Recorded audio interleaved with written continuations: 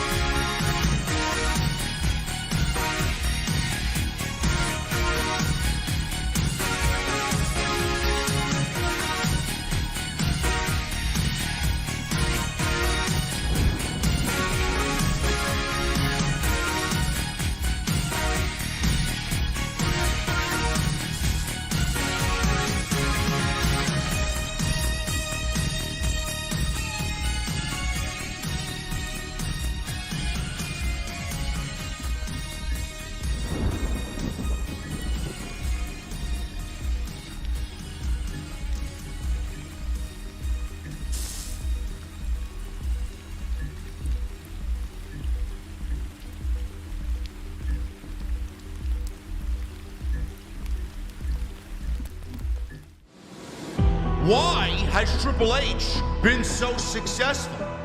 Why is Triple H running WWE better than Vince McMahon and Bruce Pritchard on Monday and Friday night? Long-term booking.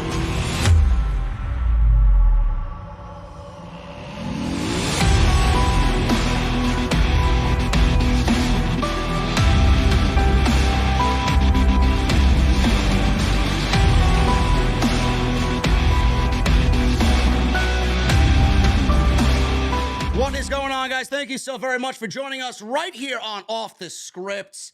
This is your AEW Dynamite post show for October 26th, 2022. I am your host, JD from New York, as always, coming to you live from the OTS venue. Thank you guys so very much for joining us on your Wednesday evenings, wherever you may be. Obviously, my partner in crime on Wednesday nights. We're back. The dynamic duo is back after 1 week off. Jesse, what is going on, man? How you feeling? What up, bro? Where you been, man?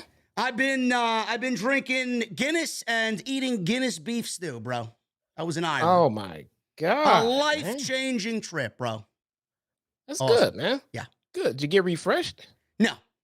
No? What then? If you didn't go on vacation and come back refreshed, why'd you come back, man? Bro, you can't be refreshed when you're serving or getting served Guinness and you're going to a Jameson distillery and you're drinking all day and then a Guinness brewery and taking class on how to pour Guinness, man. I felt like alcohol was running through my veins. Man, like you need to go to a meeting, man. I know. You all right, bro? I'm good, man. I haven't had a drink since. Oh, there you go. Yeah. Good. It's awesome. How you doing, man? What'd you think of Dynamite tonight? I thought Tony Khan and AEW had a fantastic show tonight. Just top to bottom, just great wrestling. Some swerves in there, no pun intended. Even though Swerve is on the show in his own right, great match with FTR, him and Keith Lee.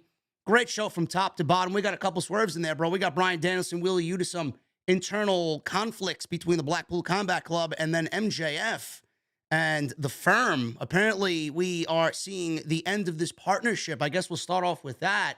That's the big thing that happened at the end of the show. Moxley beat Penta, as we all suspected he would, in the main event for the World Championship. And MJF conflicted by what he should do because he wants his boys to beat up Moxley to make Moxley a little bit easier of a target for him at Full Gear. But also, he wants to prove to everybody that he can beat Moxley clean. Now, I think you and I both know MJF, bro. I don't think MJF is going to go into this thing winning this title clean. But the conflict at the end of the show and then the turn by the Firm on MJF really has thrown a nice little unpredictable wrinkle into all of this. What do you make of this? Because I said on social media, we're either getting played for fools, number one, or I even threw it out there, which is a wild card prediction. What if William Regal turns on Blackpool Combat Club and joins MJF and helps MJF win the World Championship because of all the wrong that he did in his past, and now he wants to make good with MJF for the World Championship? I don't know what the fuck is going on, man. That's a good thing, bro. It is, I guess. It's not like confusion to the point of like, stupidity, but I mean, let me take that back a little bit because I don't know what they're doing with MJF right now. I don't like this. It is weird to half in, see him. half out Yeah, shit. it is weird, bro. I knew you were feeling the same way. It is weird to see him come out acting all fucking babyface, MJF, and then getting cheers, bro. He's not even. Where are the insults? Well, somebody. It was Lord Quaz on Twitter. He said he mentioned it was like, oh well, look, MJF is a tweener, and I replied back. I was like, is he though? I mean, a tweener at least has a consistent disposition. I mean, it's consistent where they stand. It's usually somewhere right in the middle between a baby face and the heel. MJF is just swinging back and forth. We don't know if he's gonna come out hot, cold, baby face. I mean, he's just all over the fucking place, man. It just feels weird when he's hanging out there conflicted on whether or not to join in a beatdown. At its core, this is who MJF is. If you don't want to send someone to do it, great, whatever. But someone's doing it on their own accord, whatever, bro. Your problem, not mine. You still have a fucking title to defend. No, this guy's out there conflicted. It just does not seem very MJF-like. So I honestly think, bro, we just legitimately talked about this before the fucking show even started. Wow. I swear on my grandfather's tomb, bro. Holy shit. Holy crap. Wow. Well, spoiler alert. My boy Vandelli. I'll never speak ill will about Abaddon ever again, bro. Holy shit. Don't go that far, man. She's still Vandelli with a $400 donation right at the top. Wow. That's what we do on Off the Script. Vandelli, thank you so much, brother. Again, you guys leave me fucking speechless, man. This is a weekly fucking thing over here. Holy shit. Wow. Vandelli just bombed my stream the other day, man. Unbelievable. Vandelli says, really curious to see where TK is going with the whole MJF Firm Mox dynamic.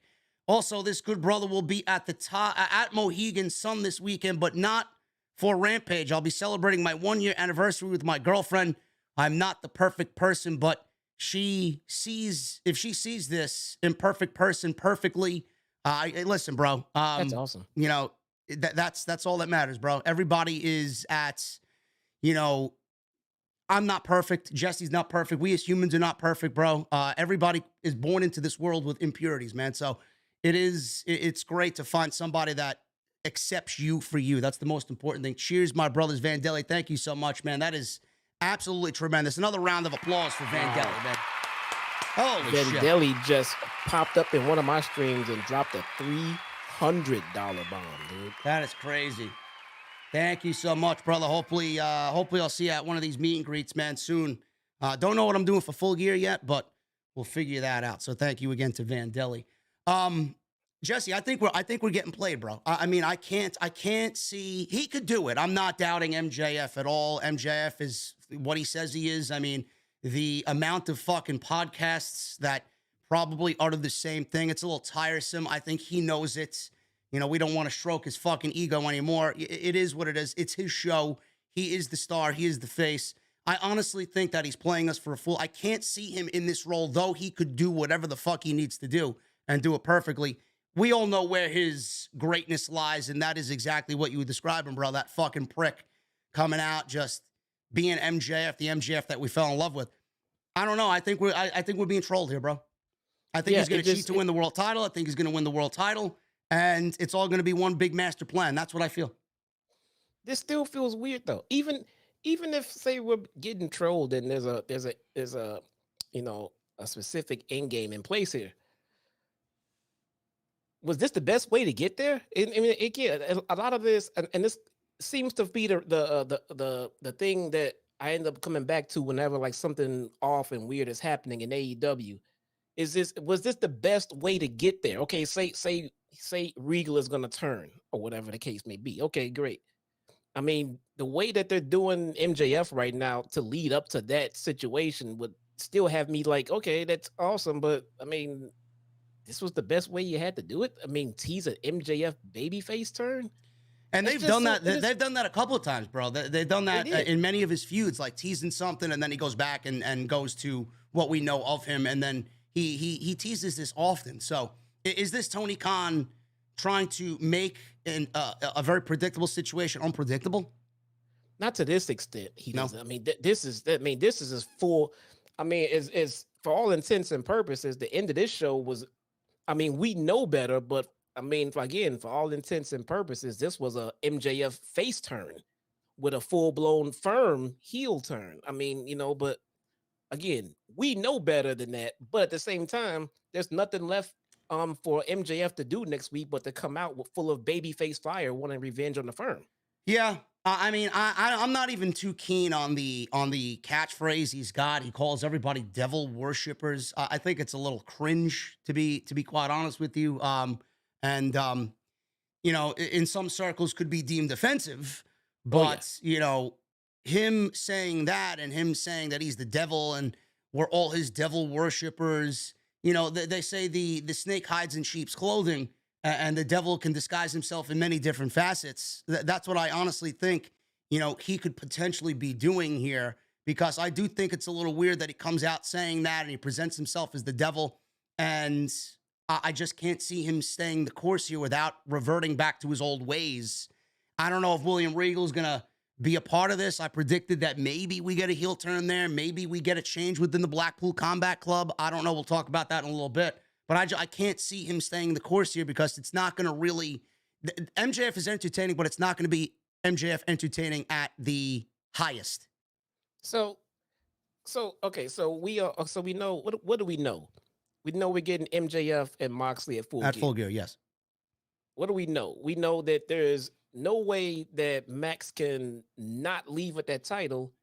And we also know that Moxley losing that title right now is, once again, too soon. So it kind of feels like they're a little bit booked into a corner right here when it comes to that title. Well, who's to say MJF even wins the title? There's a possibility that it could continue on into Revolution. Maybe they prolong it. If they're gonna go into this potential babyface turn for MJF, then it's okay for him to not win the title. Yeah. But if he's gonna go in as MJF, as the prick that he is, to keep his credibility, he needs to win the damn title right now. So again, I guess it's doing what it's supposed to do. It is putting a few more questions out there as far as what's going to happen at Full Gear. I mean, I guess I can appreciate that, within itself. But again, take for instance the encounter we got tonight with Renee Paquette and MJF, which was brilliant, by the way. I need to see more of that on my TV. Right, but it wasn't savage. It was. Well, I thought MJF was gonna. I thought he was gonna go all in on her, man. Her facial expressions thought otherwise, though. I don't know if you paid attention to that. Oh, when he was running around like Moxley and speaking like Moxley, that wasn't savage MJF savage, but it was savage enough it wasn't. to a baby face MJF. Yes. Who are we kidding?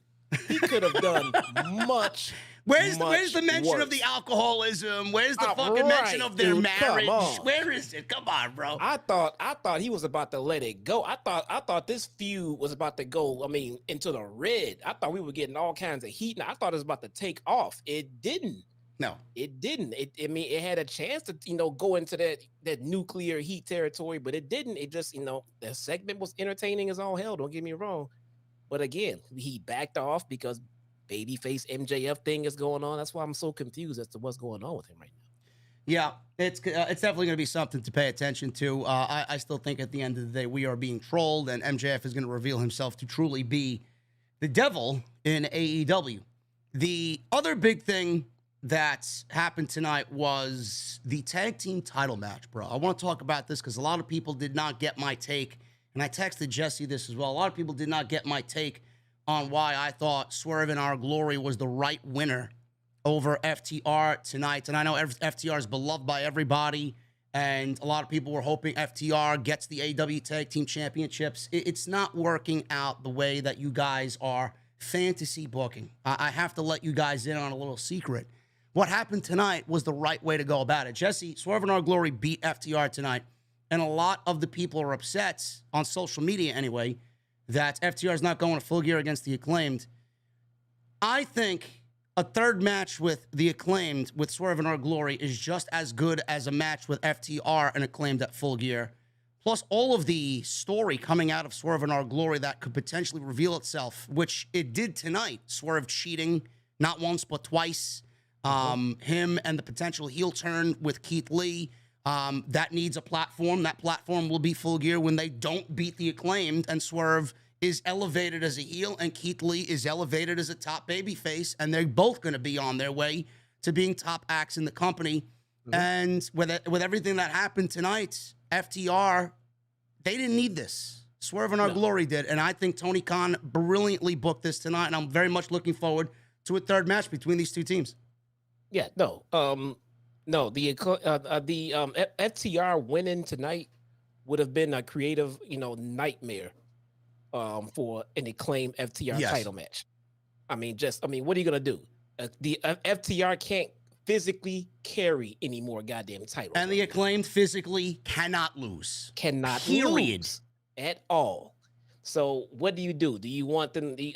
I'd rather have FTR get screwed over, in a match leading into the title match than trying to figure out a way to have FTR lose going into a title match. So this made sense. And since All Out and since all of the Swerve and Keith Lee dynamic has started, coming to a head when the Acclaim and Swerve In Our Glory first faced, it's only apropos that it comes to a head in their third and final match.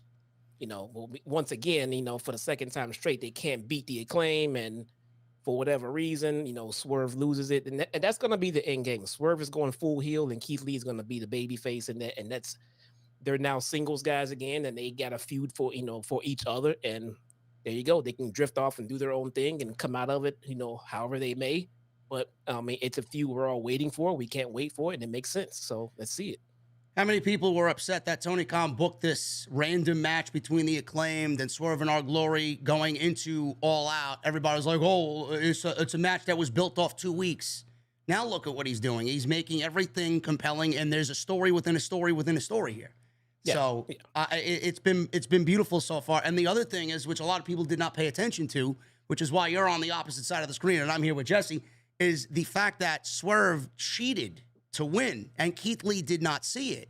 Swerve is taking advantage of the situation and his partner by doing dirty things, and Keith Lee has no idea. He's oblivious to everything that's going on, and that is also going to be a foundation for the inevitable split. Every time that Swerve In Our Glory has come out to promote or get themselves or interject themselves into a tag team situation, it's just been Swerve. Just Swerve being a heel at it. And then you'll see Keith Lee on social media, like, I turned my back for a second. What's this guy doing? Mm-hmm. Swerve is being a dick here, not Keith Lee. So, from what we can tell right now, clearly we're going to get a Swerve turn. But, hey, maybe that's another Swerve. I don't see that coming. I mean, Keith Lee is a clear-cut babyface here, and Swerve is the heel. But. Yeah, no, Swerve is definitely so much more of a heel, better heel, in my opinion, than Keith Lee would be. But we're headed in the right direction here, and I'm very excited to see a third match there at Full Gear. And Full Gear is shaping up to be a really, really good pay-per-view for AEW. But we got a lot more to get into, guys. Again, thank you to Stephen Vandelli for the $400 bomb. We're going to get into a lot of what we want to talk about tonight. We are going to get into the rest of the show, and we're going to get into all the news and rumors, which I guess we will start off with because there's a couple of news and notes that I do want to get into with Jesse here, being that some of them actually broke during the Dynamite broadcast tonight. And we'll start off with this one because it seemingly, Jesse, is a big story now that the reports are out. How true it is, nobody knows. That AEW may buy out CM Punk's contract. I think right now it is absolutely 110% all speculation because there was a report saying that AEW has had no contact with CM Punk, and CM Punk was told before everything had gone down to keep quiet. So how could he be in discussions for a buyout if they're not communicating with him? That doesn't really make sense, and all of Meltzer's reporting and the speculation is kind of just all that, speculation. But with the news that came out today, and you and I went over this extensively. We did live streams on it. We went over every single detail from both sides that was reported. There was a report that came out tonight that CM Punk's dog, Larry, was injured during the backstage fight at All Out during the media scrum.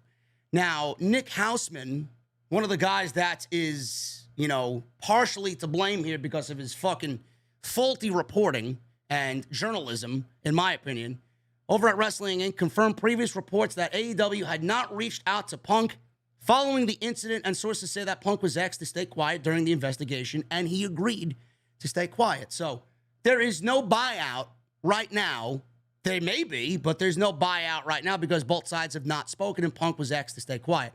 From the perspective of CM Punk's camp, the scrum did not seem to like such a big deal, and things only escalated when Punk's locker room door was quote-unquote kicked in and accidentally hit Punk's dog Larry in the face.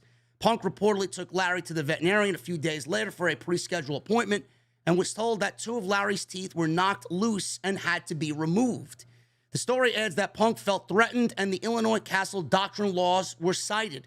The laws cite that you are allowed to use force in the event of someone who's entering your place of dwelling. As of this writing, per Punk's camp, there has been no litigation against Punk.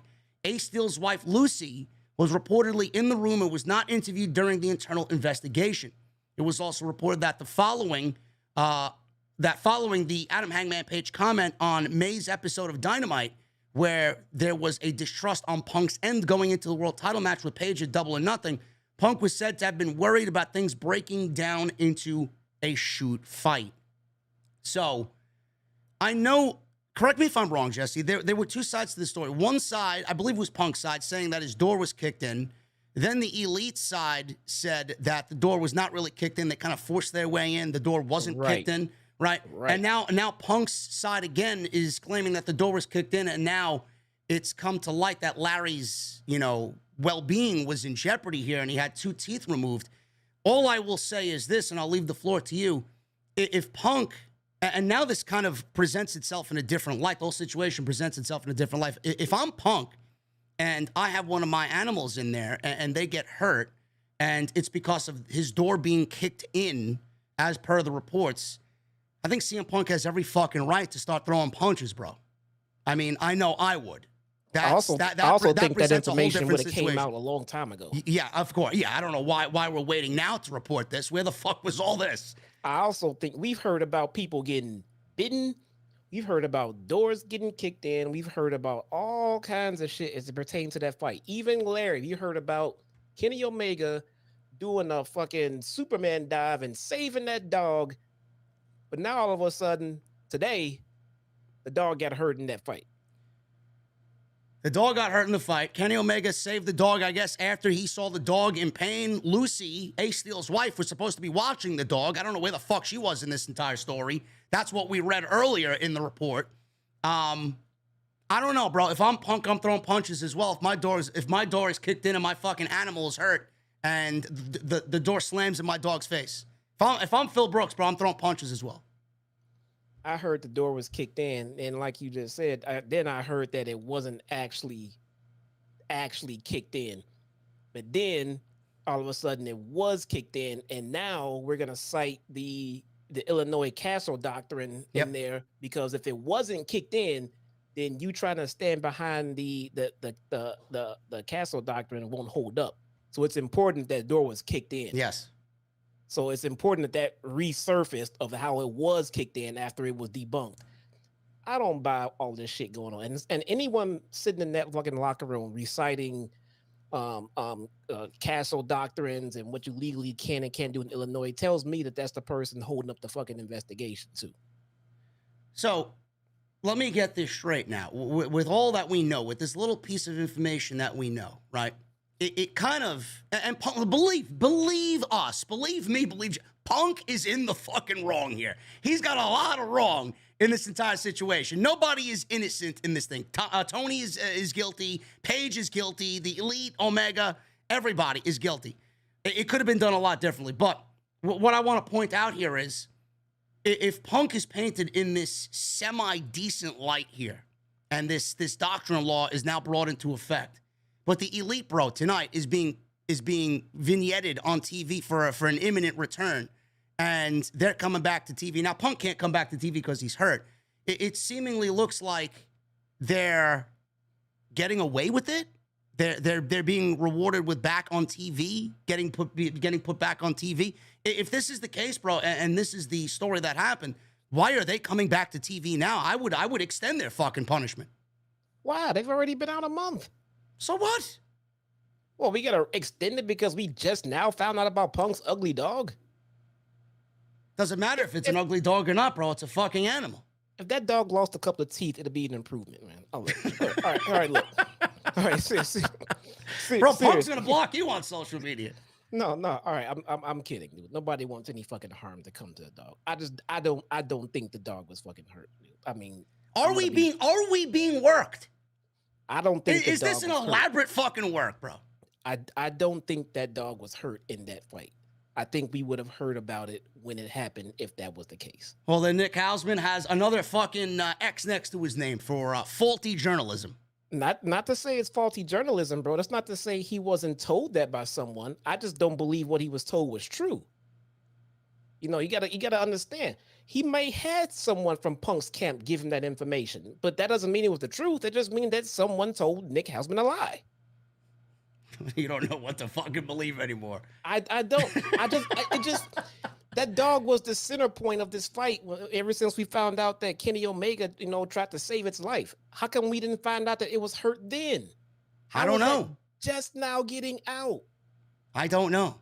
On the day they start filming fucking return vignettes for the Elite, now Larry's got 2 fucking teeth removed. Now Larry got hurt in that. I put up a tweet. I put up a tweet earlier, and I said maybe don't participate in bring your ugly dog to work day on the days where you plan to bury your employer. Okay, all right. I was fucking kidding. I don't want to see anyone's dog getting hurt. I have a dog myself. I don't think that dog was hurt in that fight. I really don't. It just feels like that would have been information we would have gotten somewhere before, like you said, tonight when we're now getting vignettes of the Bucks and Kent. Come on, man. I just no, man. Come on. That's like finding out that, also in the fight, we didn't notice until right now because it just came out today, but Brandon Cutler suffered 2 black eyes. Yeah. That was missed. No one reported that at all. I don't fucking believe it, dude. Yeah. I just don't believe it.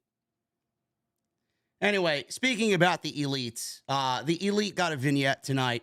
And after being suspended with the all-out situation, the Young Bucks, Kenny Omega, haven't been seen on TV or in any official capacity in over a month, to the level in which Kenny Omega was even pulled from AEW Tokyo Game Show promotional appearances for Fight Forever. So we've learned from Fightful that for the first time since All Out, there is backstage talk of Kenny Omega and the Young Bucks coming back to work, at the very least in a backstage capacity.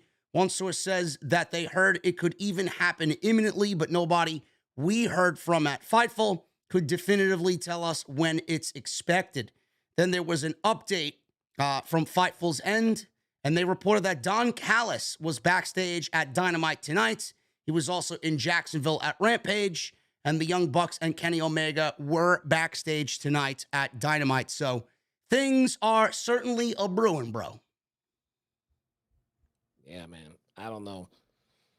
It is starting to pick up, and I'm like everybody else. I'm really tired of it. I mean, we had to deal with it when it happened. Great. We dealt with it in the weeks after it. Okay, fine. I mean, it should be over. If I found out now that the Bucks and Kenny were getting extended suspensions because of what we just found out about Larry's dog, I would be through the fucking roof. Yeah. I would be through the roof. That's fucking stupid. I mean, you should have said something when the first. Okay, so if they would have found out about Larry when it first happened, then now would have been a good time to come back. But since we just heard about it, we need a longer fucking suspend. Get the fuck out of here. It's over, man. This shit is over. Unless there was a new fight, it's over. And nobody told Punk to bring his fucking dog and then go out and try to bury the company. I mean, all kidding aside. You brought your dog to work. Do you believe the buyout stories that we've heard throughout the last week and a half? Do you believe that AEW will buy his contract out? Do you believe he will be back in AEW? Do you see him in WWE? Do you believe these reports about Triple H now softening his stance on CM Punk? I know there's been a lot of it, and we haven't done a show since before I went away on vacation. But how you feeling about all this? I think I'm still in the same boat about where we were before all of this went down. I don't think he comes back, but at the end of the day, I hope he does, because it would be fucking foolish to not make money off of all of this. They have to be fucking stupid if they don't see that. Punk will be bought out. It's the only reason Punk wasn't flat out fired is because he threatened litigation against his contract, because, this isn't WWE anymore. So he wasn't fired. He will be bought out. He is not coming back to AEW, and he's not going to WWE. Roman Reigns won't allow it. You think Roman Reigns won't allow it? What was the story? That someone of major influence was heavily against CM Punk coming to WWE? Yes. Who has more influence than anyone in that fucking locker room? Roman Reigns. Who hates CM Punk? Roman Reigns is not a fan of CM Punk. He's not. Well, who knows? Roman Reigns might not even be there by the time he gets there. If they want Roman, it doesn't matter if he leaves. He ain't leaving forever. The Rock is gone. Do they want to piss off The Rock? No. He's coming back. He'll leave. He'll do his movie. He'll do the same path that The Rock did. He'll leave, go to Hollywood, come back for major events, just like Cena, just like Rock. Roman's gonna leave too, but that don't mean they want to piss him off. And look at Punk, dude. He's come back 1 year, 2 major injuries, and he blew up the company he worked for. Why would you bring him in? Why? I don't know. The guy is fragile. The guy is everything that you claimed he was 10, 12 years ago. This is exactly what I said. Like, is he going to be a needle mover for WWE? Absolutely not. He's not. It's going to be, oh my God, he's there for one night, right? The debut night. And is it going to trump what he did in Chicago for First Dance? No. What is it going to be? Who do you want to see him wrestle? The only one I want to see him wrestle is either Triple H, who can't wrestle, or Roman Reigns, which he won't wrestle, because we know how that's going to end up. And I said that word for word. We know how it's going to end up. No, it would be stupid. WWE would look stupid for picking up Punk. Punk would look stupid, bro. Never mind WWE. All 8 years he's fucking vilified them, bro. To go back there, I mean, he would never be taken seriously in any wrestling circle or in life ever again. You know what would be awesome? I mean, it's not midnight yet. What if Tony Khan fired CM Punk today I don't know. on his birthday? Then he got fired on his wedding day and his birthday. Listen, he's filling out his firing bingo card, bro. He got fired on his wedding day and his birthday. Next is vacation. Next is a bar mitzvah that he goes to for a friend. You know, Can fire him on Christmas. So Punk was a must for TK when he got him a year ago. So this is not egg on Tony Khan's face for getting Punk. He got him. It was a must. You had to. It burned him in the end. You're gonna part ways. You know, you're gonna cut your ties and be done with it. If WWE picked him up and this same shit happened to them, they look like complete morons. yes. They look like complete morons. The only reason why CM Punk would end up back in WWE is to fulfill a fucking fantasy that Triple H has thought about since he fucking got removed from power in WWE, bro. He wants to take that knife and stick it in the back of AEW and twist that motherfucker like nobody else. That's all this that's all that this would do. It would fulfill a sick fucking wild fantasy by Paul Levesque. I think Triple H and Roman Reigns hate Punk enough to hire him just to be able to fire him again. I mean, You're not wrong. You're not wrong. There's no way Punk goes back to WWE except if they get him to agree to a Hall of Fame induction. That's it. Yeah. That's it. That is it. Nothing else. I mean, listen, we could call Scott D'Amore, right, over an Impact. You want to see him in Impact? Yeah, I mean, it may get their viewership from 11 to about 19, bro. You know, for about 7, 8 years or whatever, man, the guy was completely content with doing what he does, and he didn't need pro wrestling. I think he's just gonna go back to that. He came back because the money was right, the situation was right, the timing was right, everything was right. The stars were on the line for Punk to come back. It didn't go well, for whatever reasons. Punk reasons, Buck reasons, whatever reason, it didn't go well. It ended. I think he just takes his buyout, and I think he just goes back to doing what he loves to do, which is, hang out with his fucking hot wife and watch fucking hockey, dude. I mean, the guy doesn't have to work anymore if he doesn't want to. He's done. I think so. I think at the end of the day, he's done. But, it's going to be an ongoing situation. We'll be talking about it until that man has fucking full rehabilitation and is back and ring ready. So it's going to be a topic of discussion for months and months and months to come. Yeah, but I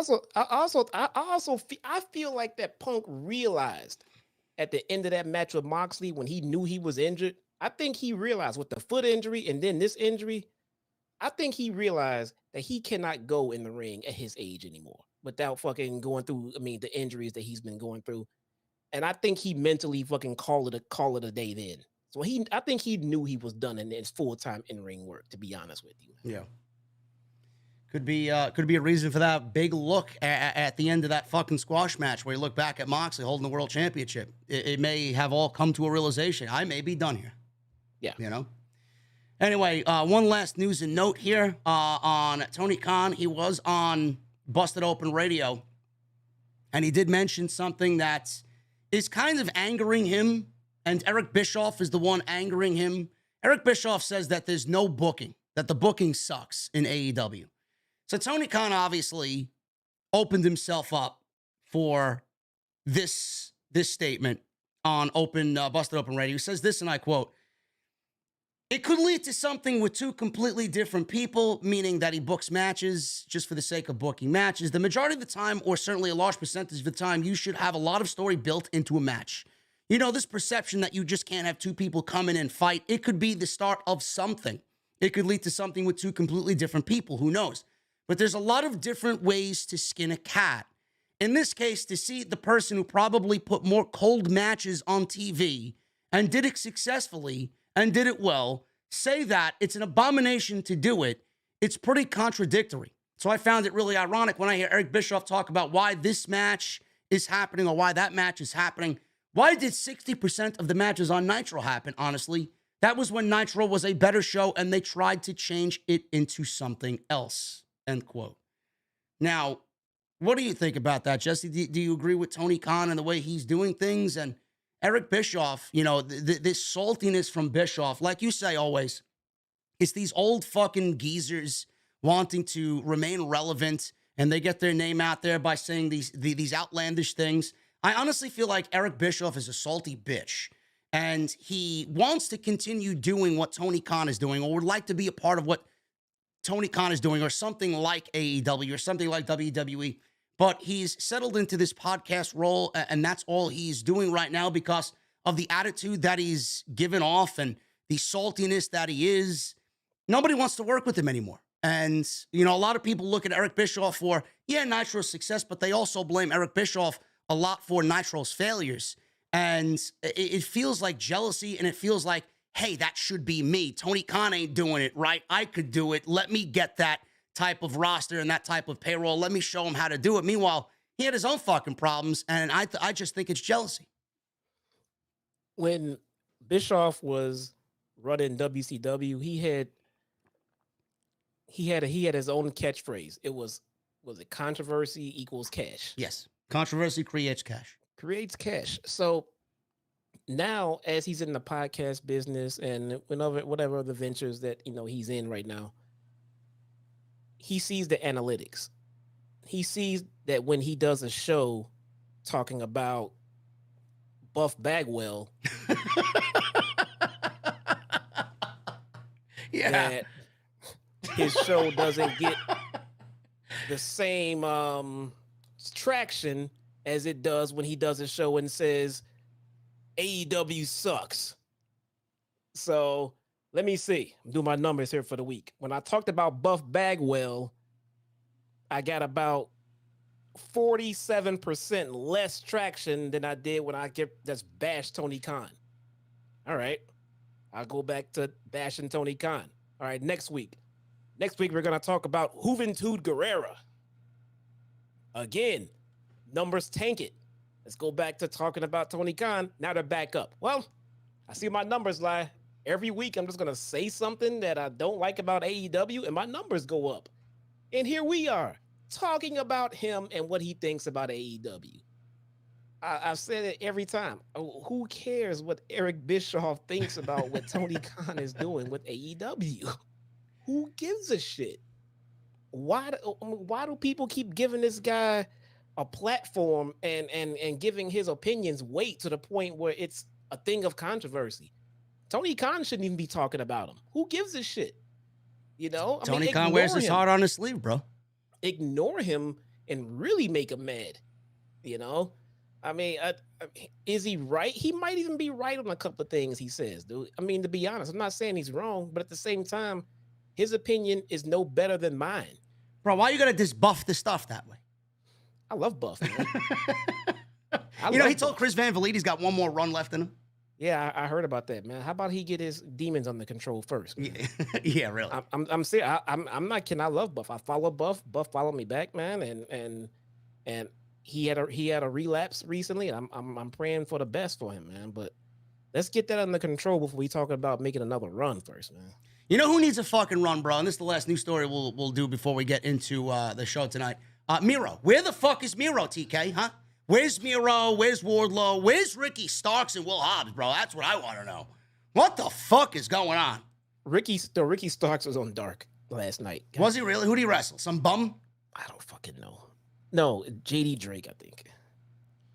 The fake JD, by the way. Two fake JDs running around this industry, man. I'm the real JD, okay? I thought the fake JD was in NXT, man. Yeah, JD McDonough. Yeah. And there's only one fake JD. Well, JD Drake, too. JD? It can't be two fake JDs, man. Listen, man. I guess I know my initials are fucking cool, man. I got to admit, you know. No, this, you know, it. You could be JB, bro. I could be. So, Lana, bro. Lana. You heard about this one? I got a legitimate question. What do you got? What question you got for me? Oh, fuck Lana. If I'm not getting Miro, I don't want CJ Perry. Yes, but she gives a reason why he's not on TV. I don't need Lana to tell me why. Okay. Without knowing what she said, I'm saying that he's not on TV because Tony Khan does not know what he's doing with Miro. What did Lana say? Lana was asked about, and this was also on Busted Open Radio, by the way. TK was there, Lana was there, so listen, this is her being open and honest. CJ Perry, Lana, was asked why she feels Tony Khan does not use Miro in AEW. She says this, and I quote, "I have a lot of opinions about this. Tony Khan has a vision. At the end of the day, let's just say this. If it's 100% real, I think there's this illusion at AEW that the talent books the show." That was definitely the conversation. Oh, you go there and you're basically going to become whatever you're made of. But at the end of the day, he's booking the show. Tony Khan's booking the show. It's really no different than WWE. It's just a different director and a different person's point of view. It's like comparing NBC to HBO. At the end of the day, he's going to make the final call. That's what it is. Tony Khan has his favorites, and he's going to push his favorites just like Vince would push his favorites, just like Hunter is going to push his people. It's a show business. It's nothing personal. It's just what it is. I think my husband is incredible. I feel Vince really valued him in that way and saw that. They hit heads a lot of times towards the end on creative differences. Vince really wanted him as a villain, and Miro wanted to explore this new world. Again, I just take it like I do Hollywood. It's casting. It's the director. It's the showrunner. And at the end of the day, we are hired talent. If you really don't like the person you're working for, then go start your own wrestling promotion and see how that goes for you. End quote. So she blamed Tony Khan. In the longest way possible, yes. So I just simplified what she said. I mean, I didn't need Lana to tell me that. So we know why he's not there. Unless she wanted to say injury, then we know it's Tony Khan. So that's done with that. I got a question though. Who's gonna show up on TV first? Sasha and Naomi or Miro? I honestly, listen, bro, I think we get Sasha and Naomi. Listen, I don't know. It's either Survivor Series or Royal Rumble. I would say Miro. But Survivor Series is in Boston, which makes me want to say Sasha Banks. Where in the hell is Sasha and Naomi, dude? Who cares? Maybe someone who's trying to figure out where Sasha and Naomi is. What are they doing with the women's tag team titles? Who cares? Not Sasha and Naomi, apparently. Why am I looking at Sasha and Naomi? Why am I looking at Sasha in New Japan? Maybe she wants to go wrestle. Not New Japan. She's just in Japan. Maybe she's a free agent, bro. Who the fuck knows? I mean, they're letting Carl Anderson go to New Japan and wrestle for his never open weight championship. That's funny, man. That's fucking funny. I mean, Carl Anderson is just Carl Anderson, but dude, New Japan does not play. Carl Anderson's a sly motherfucker, though. You got to give him that, man. He knows how to pull the strings. Don't burn bridges like New Japan Pro Wrestling. Well, that's what I said today. I'm like, you can't fucking do that. That's disrespectful. They don't play around when it comes to shit like this. And people are saying it's a work. It may have been a work what you saw on social media with what he tweeted, but this wasn't a work fucking 3 days ago. New Japan is pissed off. Yes, they are. and that's what I'm starting to hate about the wrestling community in its entirety as a whole. Anytime anything ever fucking happens in this lifetime, you ask a pro wrestling fan, they'll tell you, oh, it's a work. If I gotta hear that shit one more fucking, everything is a work to these people. Everything. I don't care what happens. It's all a work. Vince McMahon brought up on charges, oh, that's a work, bro. That's a work. Oh, well, he's being investigated by this. No, that's all a work. That's just a part of the storyline. They think everything is a work. I have yet to see one real thing happen in pro wrestling that someone didn't accuse it of being a fucking work. Oh, so next time you tell me something over the phone that's semi-serious, I'm gonna be like, bro, it's a work. It's a work. It's a work. I mean, they instantly lose the ability to tell the difference in real life in pro wrestling. They just can't gauge it anymore at all. Everything is a work. Soon as Hangman went down with a concussion, oh, that's a fucking work, man. You see that? People say Hangman shit was a work. Yeah. Is anything not a work to these people? It's a work, brother. Seriously. Everything. Anyway, guys, listen, we're going to get into the review now. I want to thank you guys so much for joining us, man. Couple of news and notes we went over for AEW. Wanted to get it out of the way. We're going to get into the review right now. Also, I just want to make sure you guys are aware. Hit that thumbs up. I only see 520 likes, guys. That's unacceptable. I need 1,000 likes minimum on the AEW Dynamite post show tonight, man. 1,000 minimum. Super chats are open. Get them on in. Memberships are always open. Always taking applications for the VIP club, aka channel memberships. Get them on in. Would love to have you. And make sure you guys go check out the extra that I posted today, man. 30 minutes of extra for you. Go and check it out. We talk about Triple H being open to CM Punk's return, toxic comments made by Britt Baker, and we talk about the Carl Anderson New Japan situation on top of Ava Rain's NXT debut, which I did not like, which people shit on me for yesterday, and we're a little bit more understanding of where I was coming from today, which is always a good thing. Go and check that out on the homepage. She can't block you twice. No, yeah, she blocked me. She blocked me before I could even get to see her on TV, so it is what it is. Anyway, guys, go check that out, and I would really appreciate it. So please hit that thumbs up. That's the most important thing. Helps out the channel, helps out the video, helps out the channel get into the recommended section. You guys know the deal. And Jesse's got some news about what he's got going on. He's running a raffle, which we'll go over a little bit later. But Jesse, you want to give just a brief detail about what's going on there? Guys, stick around. Stick around. When we get to the super chats later, I am holding a raffle on my channel. You get the details on my streams, but later on in this stream here tonight, I'm going to give you guys right now, everyone listening right now, I'm going to give you a heads up on how to get a head start on how to get in on this raffle. Stick around. Yeah, it's a work. It's all a work. That's all a work. That was a work. I just worked all of it. Anyway, let's get into the post show right now. Thank you guys again for joining us. We started off tonight with tag team action. Claudio, Castagnoli, and Wheeler Yuta versus Chris Jericho and Daniel Garcia with Matt Menard, Angelo Parker, and Jake Hager, all of the JAS out there. I thought this was a very good open for Dynamite and really good stuff here. Jericho, as the Ring of Honor champion, has been really, really good stuff. So basically what we have here with Jericho is that he's going to dismantle everything that Ring of Honor is. He's going to destroy Ring of Honor and the championship and the legacy that is Ring of Honor. I can't wait for Ring of Honor to get their own TV show. Jesse can't wait for Ring of Honor to get their own TV show and get the fuck off Dynamite. But this was a good match. So Garcia, he's in the ring. He was isolated until he escaped the Blackpool Combat Club. He escaped a giant swing from Claudio, made the tag to Jericho.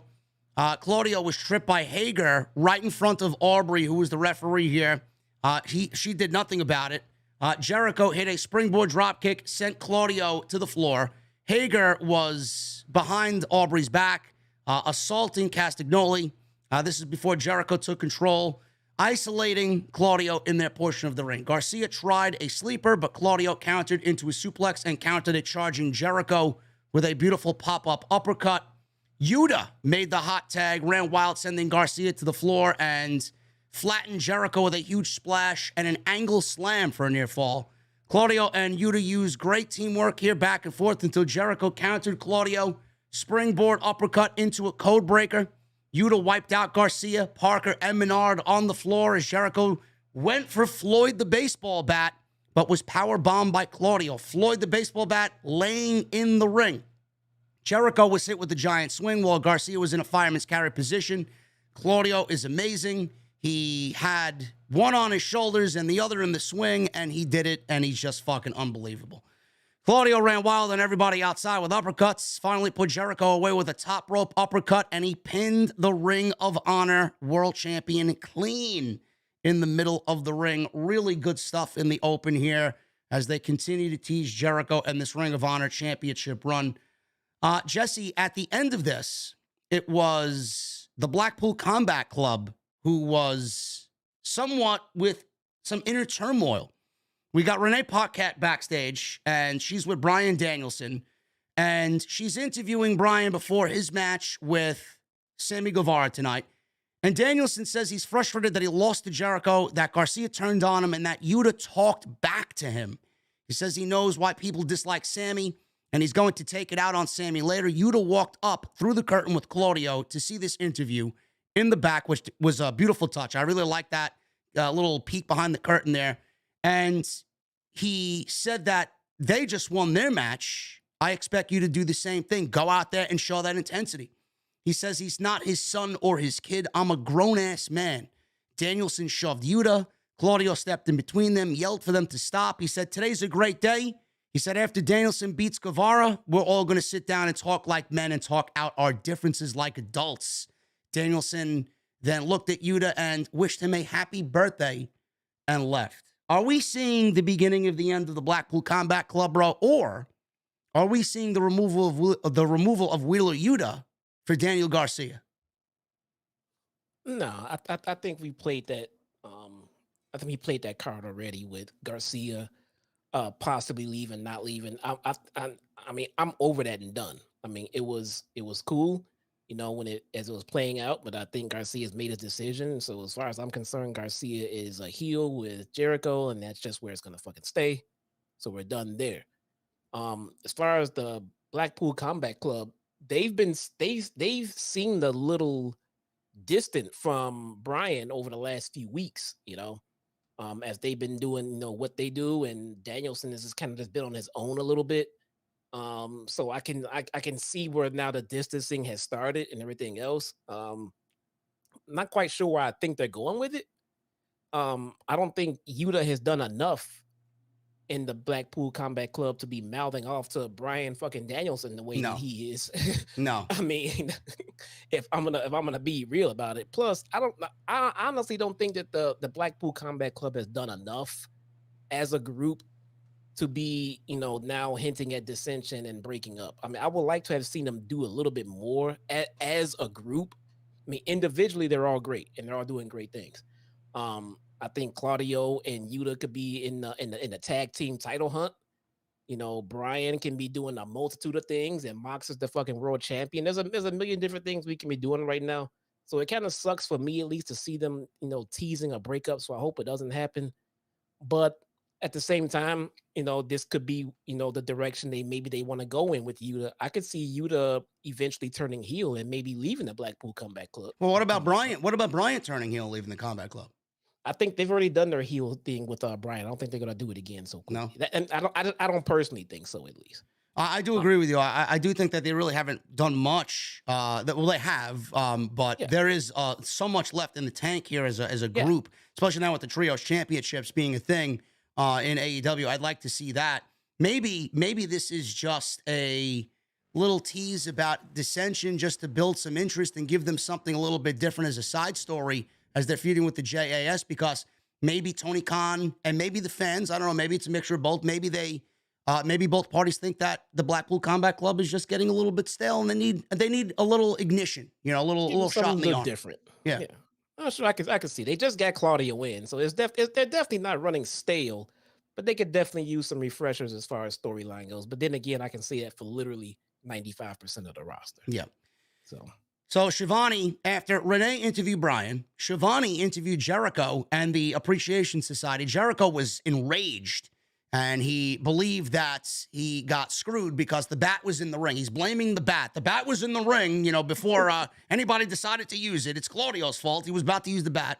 Guevara then steps in and says he's going to put on a show like no one else has ever seen before against Danielson, and he's going to beat Danielson's ass again. But the big thing about this promo was that Jericho issued an open challenge to any former Ring of Honor world champion, and nobody knows who it's going to be because they left it open as a surprise for next week's show. Now, some names that are out there that it could be, there are a couple of names on the roster. Samoa Joe, obviously it's not going to be Samoa Joe. It's not going to be CM Punk. It's not going to be Bryan Danielson. We've seen that. It's not going to be Seth Rollins, Tyler Black. It's not going to be Roderick Strong. It's not going to be Jay Briscoe. It's not going to be Adam Cole. It's not going to be Michael Elgin or Jay Lethal or Kyle O'Reilly.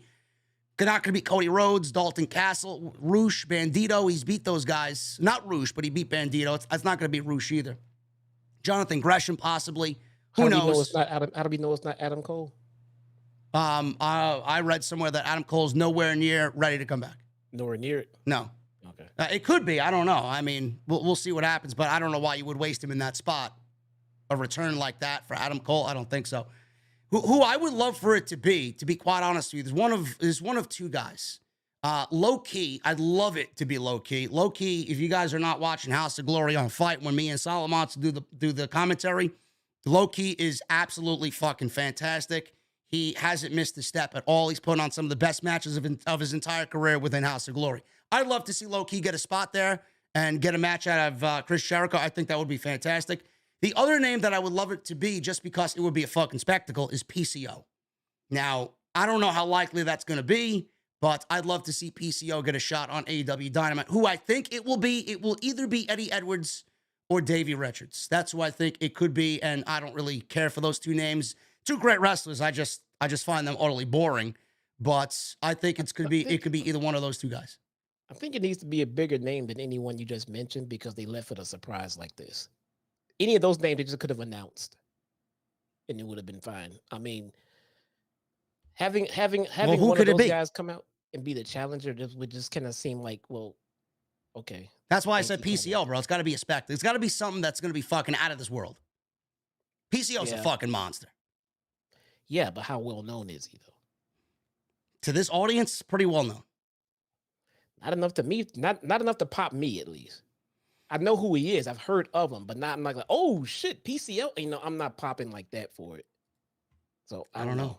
I don't know, man. I think it'd be a more notable name if they're making it a mystery like this. Maybe. What about Nigel McGuinness? Oh, that fucking works. That works, right? What about, I completely left him off the fucking list. Nigel McGuinness, bro. Just thought of it now. Is this Nigel McGuinness and his entry into AEW? That works, but I heard he was unable to ever wrestle again because of the condition that he has, though. Nobody knows. I don't listen. I listen. It could be Nigel. I don't know why it would be Nigel. I would believe that they would save that for a bigger pay-per-view or a bigger show, right? They would save that for Final Battle, I would say, right? Well, he has Hep C, man. I mean, there's no cure for it, and so anybody getting in the ring with him is at risk. Oh, is that what he? I thought that there was something where he said that was no longer an issue. No, he has like Hep C or Hep C or Hep A. But yeah, that's an issue where if he gets in the ring and there's blood on blood contact, dude. I mean, it's not good. Well, it may not be Nigel then. I don't know. Yeah. I don't think it can be him, man.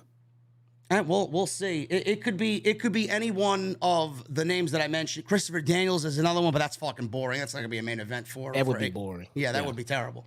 But it's an open challenge next week. Jericho's gonna defend the Ring of Honor Championship, and hopefully it's something that pops us. That's all I can say. Who's giving us this challenger? Is Jericho picking him out himself? I don't know. You know what I'm saying? Like, how do we know it's a former champion? Who's picking this challenger out? I don't know. Tony Khan?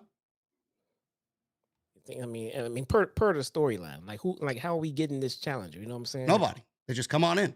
Open challenge. Come on in. Joe is a fucking previous champion, isn't he? Yeah, but he's in something with Wardley. He's TV champion. He is a previous world champion, but he's a previous. But hey, everybody's carrying extra titles around this goddamn company, man. I don't know what to tell you, bro. I don't know.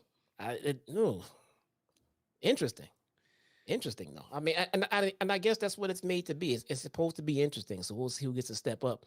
I don't think it's going to be a blockbuster name, but I don't think it can be a nobody. I think TK has learned from that shit in the past. Like, don't do surprises like that. Then it have to be like someone where everyone's saying, "Who the fuck is this guy?" Yeah. So just make it someone people. And there's know. always a fear that he's going to go and do that. Yeah. Just make it a notable name, and he'll be fine with that going forward. You know, he's not overselling it like he did in the past, but normally when he does these surprise things now, it's at least someone that we're familiar with. It could be, yes. Tony S in the chat says Jerry Lynn. Jerry Lynn was also a Ring of Honor World Champion, and he's a backstage producer for AEW. That could be a nice little. See, I told you it'd be a champion, and then just go ahead and squash him. Match. You know, and Jerry Lynn, I don't know how Jerry Lynn can operate nowadays, but man, Jerry Lynn in ECW was fucking fantastic. It was him and RVD as my favorites in ECW. So great. He can't go with Jericho in 2022. But that would still, it would make sense as far as, the gimmick that Jericho has, everything else. He's a heel, and I'm gonna come out and prove myself as the former champion. Dude, it's Jerry Lynn. You fucking, and then have him almost lose it, but then he'll win. And I could see that happening. Jerry Lynn works for me. Yeah. And we'll see next week. It should be interesting. Hopefully, like Jesse and I said, it's somebody that's going to pop the crowd and somebody that the crowd appreciates and is not going to be indifferent towards. Kyle O'Reilly. Is Kyle O'Reilly a champion? Yeah, he's hurt. He's got neck surgery. Oh, he's not a contender. Oh boy. Who are contenders? Swerve In Our Glory. This is Swerve, Strickland, and Keith Lee. And they went up against FTR in their number one contenders match for the AEW Tag Team Championships. Gun Club was at ringside dressed as FTR, mocking them like they've been doing in recent weeks. And we got these two teams. I was very excited about this match. And this match did not disappoint in any way, shape, or form. But I will say this. I think Tony Khan needs to just let things breathe from time to time. Normally, what he's been doing is when Moxley and Page is in the ring, or when Moxley's in the ring, or anything, MJF is in the fucking skybox with his chip, and, the focus is being taken away from what's happening in the ring. We know MJF's got the poker chip. We know MJF's getting a World Championship match. This was before the match at Full Gear was announced. Jesse did the same thing tonight with Acclaimed, and Acclaimed walked out tonight, took seats with Daddy Ass on the stage, sat there, watched this entire match. Bowens and Max Caster did not do their shtick. They didn't rap. They didn't do any of that nonsense. They did scissor with steel chairs, though. But their music hit. Crowd went fucking wild. Bell rings. Ding, ding, ding. And the focus was off of the match for about, I would say, 90 seconds, bro. Oh, scissor me, daddy, was being chanted. And that's not something I want to see. You got two teams like this in the ring. It should be 100% focus on them. Meanwhile, the Acclaim's out there, and all the fans care about for that fucking little period of time is the Acclaim, bro. We didn't even get a rap, man. No rap. Nothing. That would have been worse. It would have made it worse, but at least we could have had that. We didn't even get that. By the way, Daniel in the chat, Austin Aries is another one. That would be a great Austin Aries is fucking great. Austin Aries is a ROH former champion? Ring of Honor champion. Yes, I did not think of him. Yes. Okay, that's a winner right there. Yeah. That is a possibility. That would be huge. What is he doing right now? Nothing. Nothing at all? Austin Aries is a great professional wrestler. That would be great. That would be pretty good.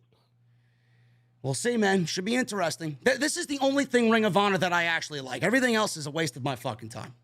Honestly. What about... no, never mind. He's not never mind. So, yes, Acclaimed is out there. Thank God it died down after this match got started. But, I mean, let's let what happens in the ring breathe, please, without any other, worldly distractions. So, we got this match underway. Wheeler is getting chopped by Keith Lee. Wheeler tried a sunset flip on Lee. Not going to happen. Lee powered him up into a double overhand chop, took him out. Wheeler dodged a Lee splash, backdrop swerve to make a hot tag to Harwood. He went crazy with chops on Swerve and Keith Lee. Lee was out to the floor. He got sent out to the floor. Swerve and Harwood traded near falls in the middle of the ring. Swerve slipped off the ropes, quickly recovered, hit a crossbody. Harwood rolled through for a 2 count. Swerve, he was going back and forth into a power bomb into a bridging German suplex by Wheeler for a near fall. Wheeler shot off a series of uppercuts until Swerve just vaulted off of Harwood, tagged Lee. They hit a double team on Wheeler, took out Harwood on the outside, electric chair into a power bomb by Lee and Swerve, which looked great. Wheeler was on the receiving end of that. He kicked out at it too. Wheeler then avoided the power bomb into the Swerve stomp. Harwood came in, planted Swerve with a bounce back power bomb and muscled him up twice. So that looked great. Wheeler was dropped with a beautiful headbutt by Lee. Lee collapsed on top of him. He got a cover, got a 2 count. Lee was then cut off in the corner by Harwood. I don't know how they pulled it off, but they did. They were on the second turnbuckle and superplex off the top. I don't know how they did it. Big superplex on the big man. Wheeler didn't hit all of the top rope splash that followed, and Lee kicked out of the powerplex. So that was a 2 count. Swerve stopped a big rig attempt. Wheeler cut off an assisted powerbomb, and FTR hit big rig on Lee. This is where things broke down. Swerve was on the outside. He beautifully pulled the, I think it was Harwood off of Keith Lee to save this match out of 2. Swerve then sent Wheeler into the Gun Club at ringside, who addressed as FTR. They detained him and held him against the barricade. Harwood rolled up Lee, who kicked out, but Harwood went into the ropes, and Swerve hit a low blow, who was still on the outside behind the referee's back because he was turned to Keith Lee. Gun Club was holding Wheeler. Lee put Harwood away with ground 0, and that was it. Post-match, Gun Club beat up FTR, and the Acclaim made the save. This turned into a melee at the end. The match was great. The referee obviously looked like a blithering fool, and which is something AEW does quite often. But the story here, man, the story, Jesse, is rich. Swerve saving the match, cheating to win, intentionally sending Wheeler into the Gun Club. Keith Lee oblivious to everything that's going on. He thinks he won clean. And this is all setting up a third match and a potential breakdown here when they don't win the titles between Keith Lee and Swerve Strickland, which is going to split this team up and move Swerve into a major heel role and Keith Lee into a major babyface role. And what we talked about in the beginning of the show, this was Swerve In Our Glory's match to win. This was the right outcome, and Tony Khan did a fantastic job of booking this match going into Full Gear. Yeah. No, it feels like it's evolving organically. Yeah. Because they have been planting those seeds for Swerve to turn for a while now.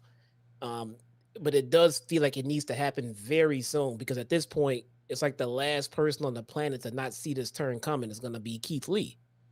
I mean, it's all over the wall. And how was he not anticipating it at this point? You know what I'm saying? So, I don't know. They could always, salvage that with some good storytelling in the lead up to the match. Keith Lee get in his face. What the fuck. How many accidents is gonna happen around here? This ain't working. This ain't working for me. Forget this. And like, oh, we got a shot at the titles. Let's go get our shot at the titles, and then we'll reevaluate this. And then when Swerve finds out that they ain't gonna win this match, then he turns on them before Keith Lee gets a chance. You know what I'm saying? I just don't want it to roll out to so long to the point where it's like, you didn't see this shit coming, man. He's been a dick for the last couple of months. Yeah. You know what I'm saying? But nonetheless, the fact that the turn appears that it's going to be happening, at the pay-per-view and shit like that, it does work out as far as the aesthetics of how Keith and Swerve came together and broke apart. So I do like that. Yeah, they got 4 weeks to tell this story. I think that's more than enough time. Yeah. It's not gonna overstay its welcome. I think we all know what's coming. A third match between these two teams is going to be great. The first one was great. The second one was not as better as the first, but no. I do think a third match between these teams is right. FTR is not the right outcome here. You can't have FTR and, like Jesse said, FTR and Acclaimed in this match, because you're presumably booking yourself into a corner there. FTR, if that's the case, everybody's going to want them to win the titles, and we don't want to put Acclaimed in a position where they have a chance to lose those titles yet, because they honestly should be the champions for a very long time with how over they are. When you start feeling like it's kind of waning and the popularity is going down and it's kind of getting a little stale, then we can start talking about it. But we're at the height of their popularity. It would be a fucking crime to take those belts off those kids right now. Yeah, no, he can't. I don't think anyone within good conscience can take them off of the Acclaim right about now. So. No. So you use the Acclaim, you build up Swerve In Our Glory, you get the split. FTR can get another title match at any time they want. They ain't going anywhere. And it'll be a great thing for the Acclaim, too, because if they beat Swerve In Our Glory and then they beat FTR, I mean, that's a solid fucking run right there. There you go. Anyway, looking forward to that. That's coming out at Full Gear. Renee Paquette, she was backstage with Saraya, and they did not get much out. They embraced. They're very good friends, best friends. And then Britt Baker interrupted, and Renee had to put a stop to this because they got into a verbal spat. So next week, we're going to get Renee sitting down with Saraya and Britt Baker, which should be pretty good. I want to see what they can do. Britt's always a great promo. And Renee moderating this thing, which I think she's been doing a fantastic job since being brought aboard the AEW team. With Saraya, we know what she can do on the microphone. Should be interesting. Yeah, I mean, I saw people complaining about the amount of time that Renee was getting on TV. Let me tell you something, man. More Renee Paquette on my TV. Yes. This is what I said in the first week, bro. She makes the show better. Yes. Look at the visual difference when she's there. Look at the quality in the questions she asks and the characteristics of Renee and the charisma of Renee. I mean, why don't you want her on TV in that role? What do you want, Alex Marvez? Yeah. No, I want, and when she's on the, so when I'm looking at Renee on my screen doing an interview, and then in comes in Eddie Kingston, right away, I'm familiar with the dynamic that they have going on right there alone. She's interviewing Bryan Danielson. Right away, I know how comfortable he is with Renee. Bro, she even gave off that vibe when she was standing next to MJF, which we'll get into because that was the next segment. It almost came off like she interviewed him fucking 1,000 times before this. Yep. And right away, I mean, as soon as I saw her come out and I knew MJF was coming out, my heart dropped to the point of, oh, shit. He's fucking facing Moxley at the fucking pay-per-view. Now he's standing out there with his wife. And God forbid he says or does anything to his wife. It's going to get so... I was just waiting for the fucking worst, dude. I was waiting for the worst to happen. Well, we got a very entertaining segment with MJF. I mean, MJF's always the best part of television. I don't need to stroke his fucking ego, but it is. MJF walked out to the stage. He got a huge babyface reaction in Virginia. Renee was standing to do the interview. Fans were chanting MJF, MJF. Renee tried to ask a question, but MJF told her, listen, Renee, don't hurt yourself. I got it. I got it from here. Typical MJF. He asked if they had any devil worshippers in the house. That got not really a decent pop because, I mean, it does come off as a little fucking offensive. I mean, who's calling their fucking fans devil worshippers? Yeah. Ridiculous. Unless you're at a fucking heavy metal death metal concert and the lead singer in the band is fucking satanic. Now, ravishing Renee, a beautiful woman, the disgusting whores at home would love to lay. What do you got for me? This is what he said to Renee Paquette. Now, ravishing Renee, a beautiful woman, the disgusting whores at home would love to lay. What do you got for me, honey? I mean, that's MJF right there. She asked about facing Moxley if he retains tonight at Full Gear. MJF nicely asked for the mic and then intimidated Moxley's walk and his promo, waving his arms around and fucking talking like Moxley. I'm going to gargle your piss was one of the things that he said. Moxley is, very characteristic in his own way. So MJF did a good Moxley here. MJF says he loves Virginia, even for all your shortcomings. He said when he thinks of Jonathan, with all due respect, the only word that comes to mind is, it's a 3-letter word, folks, in Virginia. It is mid. He thinks Moxley is mid. Renee then, this popped me. Renee says, well, Max, with all due respect, you can't say with all due respect and then say something disrespectful. He said then, Renee, with all due respect, shut your mouth. You got to love him. Fans popped, chanting MJF. He says he went too far last week when he said he'd fight clean. He said he'd fight mostly clean, but not all the way clean because he's still MJF. He then talked about William Regal, implying he can't beat Moxley without his Dynamite Diamond ring. So he said that at Full Gear, he promises not to use the Dynamite Diamond ring. So we know we're not going to get that nefarious action done for MJF to cheat to win. He says he doesn't need it to be a success. He says all he needs to be a success in his life is a grudge, and he's got a long list of them.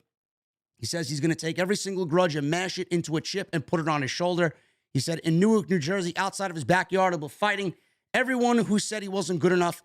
He said he will then take the heavy chip on his shoulder and shove it down their throats and become your AEW champion of the world. And he said he's a generational talent. Stokely Hathaway comes out, walked out, says that he wants to get Mox at 100% so they won't lay a hand on him. MJF shoved the mic out of his hand and put his hand on his chest. He says he appears to have gotten too comfortable with him since they've known each other for a long time, says MJF. He then says he needs Moxley at 100%, so Regal and his fanboys have no excuses. He told Hathaway to not get near him or he will get fired. Hathaway smiled, nodded, and walked away. And that was the end of the segment as MJF did his super over catchphrase, which he had the crowd singing along. I'm MJF, I'm better than you, and you know it. So that was the end of the segment there. He seems to be having a good time out there. That's one thing that I did notice about MJF. I would prefer for him to be the fucking heel that we know he is. But like I said, Jesse, I think we're getting trolled here. I think the Devil Worshippers is a troll. I think he's going to be a devil in disguise. I think maybe, possibly, we don't know. The Stokely Hathaway thing is all but a fucking plan and a troll and a ruse. But I don't know. I think they're doing the one thing that I said, unpredictability in a situation that kind of presented itself as predictable.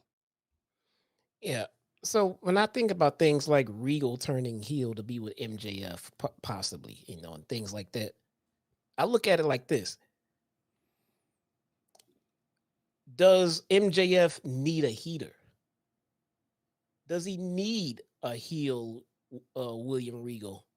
No. As opposed to someone like Claudio and Yuta having Regal service. I think they would benefit much, much more than an MJF. Well, he doesn't need anyone. That's why it didn't make sense when the firm was behind MJF. He doesn't need these guys. Well, then it turns out he's not with them. Then he kind of is, but now he's not. Then he fires them. Then they jump on him and they beat him up. I'm just so confused about what I'm not confused as far as, well, I don't know where they're going with it. Although I don't know where they're going with it. I mean, I don't have to know where they're going with it. I'm not understanding the story they're trying to tell me about MJF. Like, I don't get this. I don't understand it. I mean, this guy is literally called Salt of the Earth. And now you get me back and forth trying to figure out if he's a babyface or not. I'm a little confused on where we're going with it. I mean, I guess we got to wait and see and find out.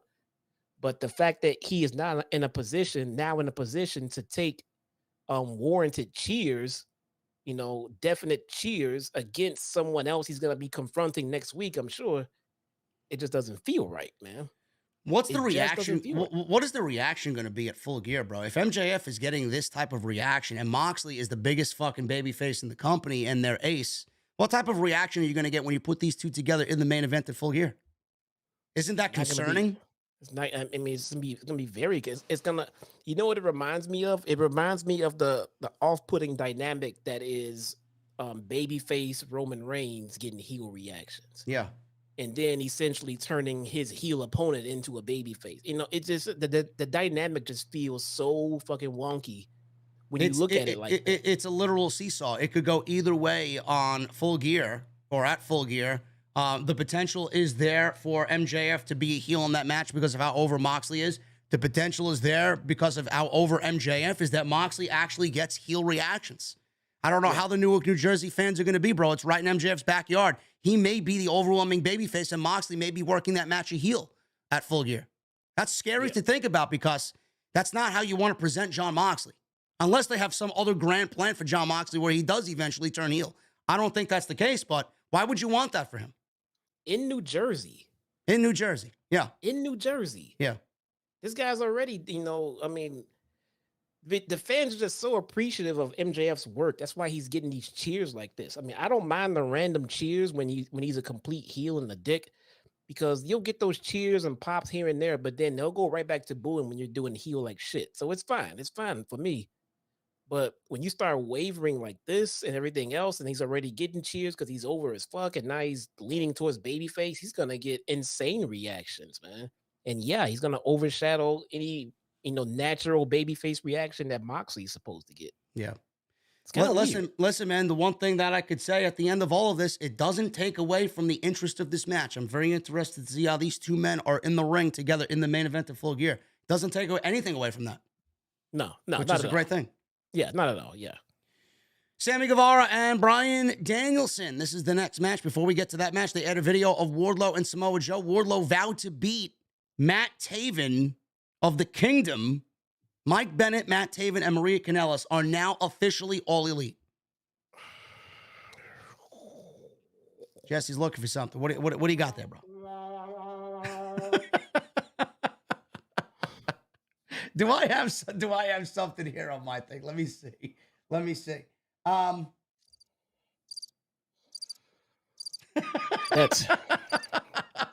That's a guaranteed L right there, man. Why? Why?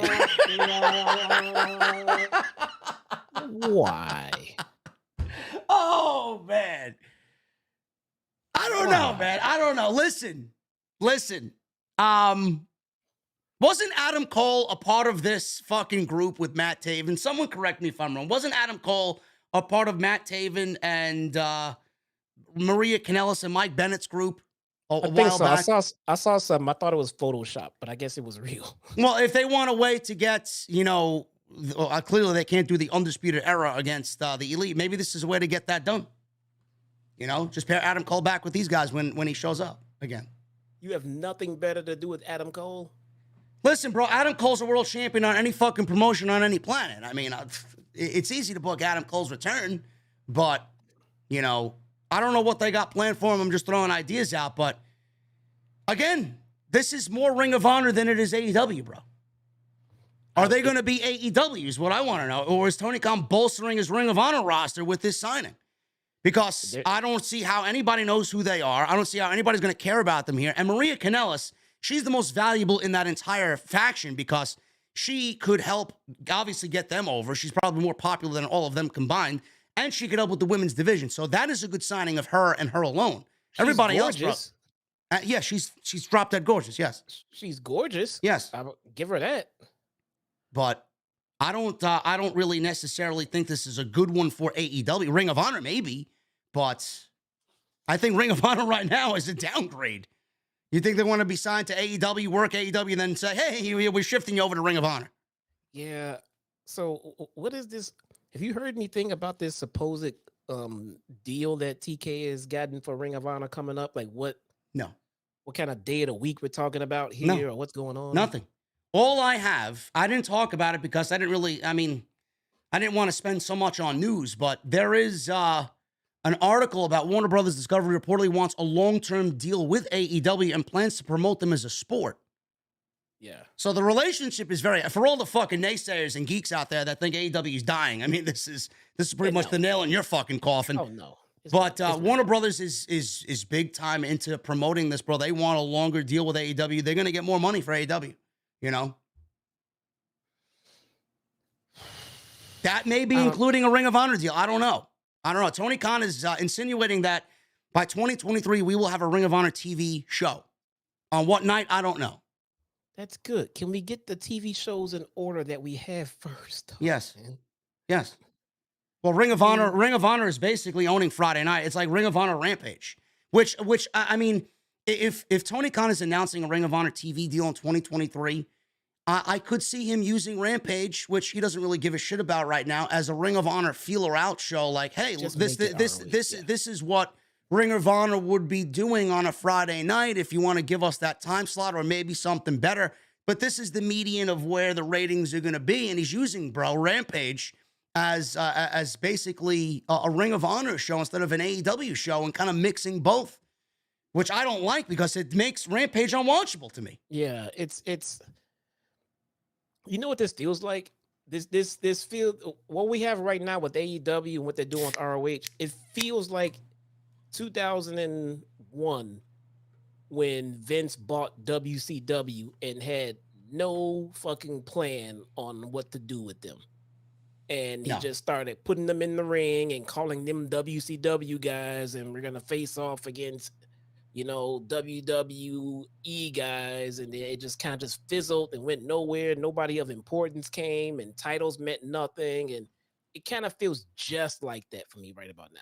Yeah, it feels like the invasion. It feels like, oh my God, it could have been so promising and so great, and then it fucking sucked. Yeah, it was terrible, man. It was god awful. How could you have an invasion without Hulk Hogan, Sting, Nash, Flair. Paul, Flair, Savage? Yeah. I mean, give me a break. Come on. Anyway, really bad. Yes. So yes, they are all elite. The Kingdom are all elite. That was officially confirmed today by Fightful. Garcia, not Daniel Garcia, Sammy Guevara and Bryan Danielson. They had a great match. Regal was on commentary. Excellent match. For all the shit Sammy gets, for all the immaturity that we've heard about Sammy Guevara, man, Sammy Guevara is fucking good. I think you and I can both agree that Sammy Guevara is fucking good at what he does. He can wrestle, man. He can go. Nobody can ever take that from him. No. And Bryan Danielson brought a great match out of him. Sammy's great at what he does anyway, but this was very good. Excellent wrestling on Dynamite tonight. Sammy dominated for a few minutes. Danielson made a comeback. Regal was talking about how he loves Danielson and how much of a friend Danielson is. Danielson dropkicked Garcia to the floor, dove through the ropes with a flying forearm. We go back in the ring. Danielson leapt off the top rope with a dropkick, did his signature kip up, played up to the crowd. Guevara came back with a beautiful-looking Spanish fly.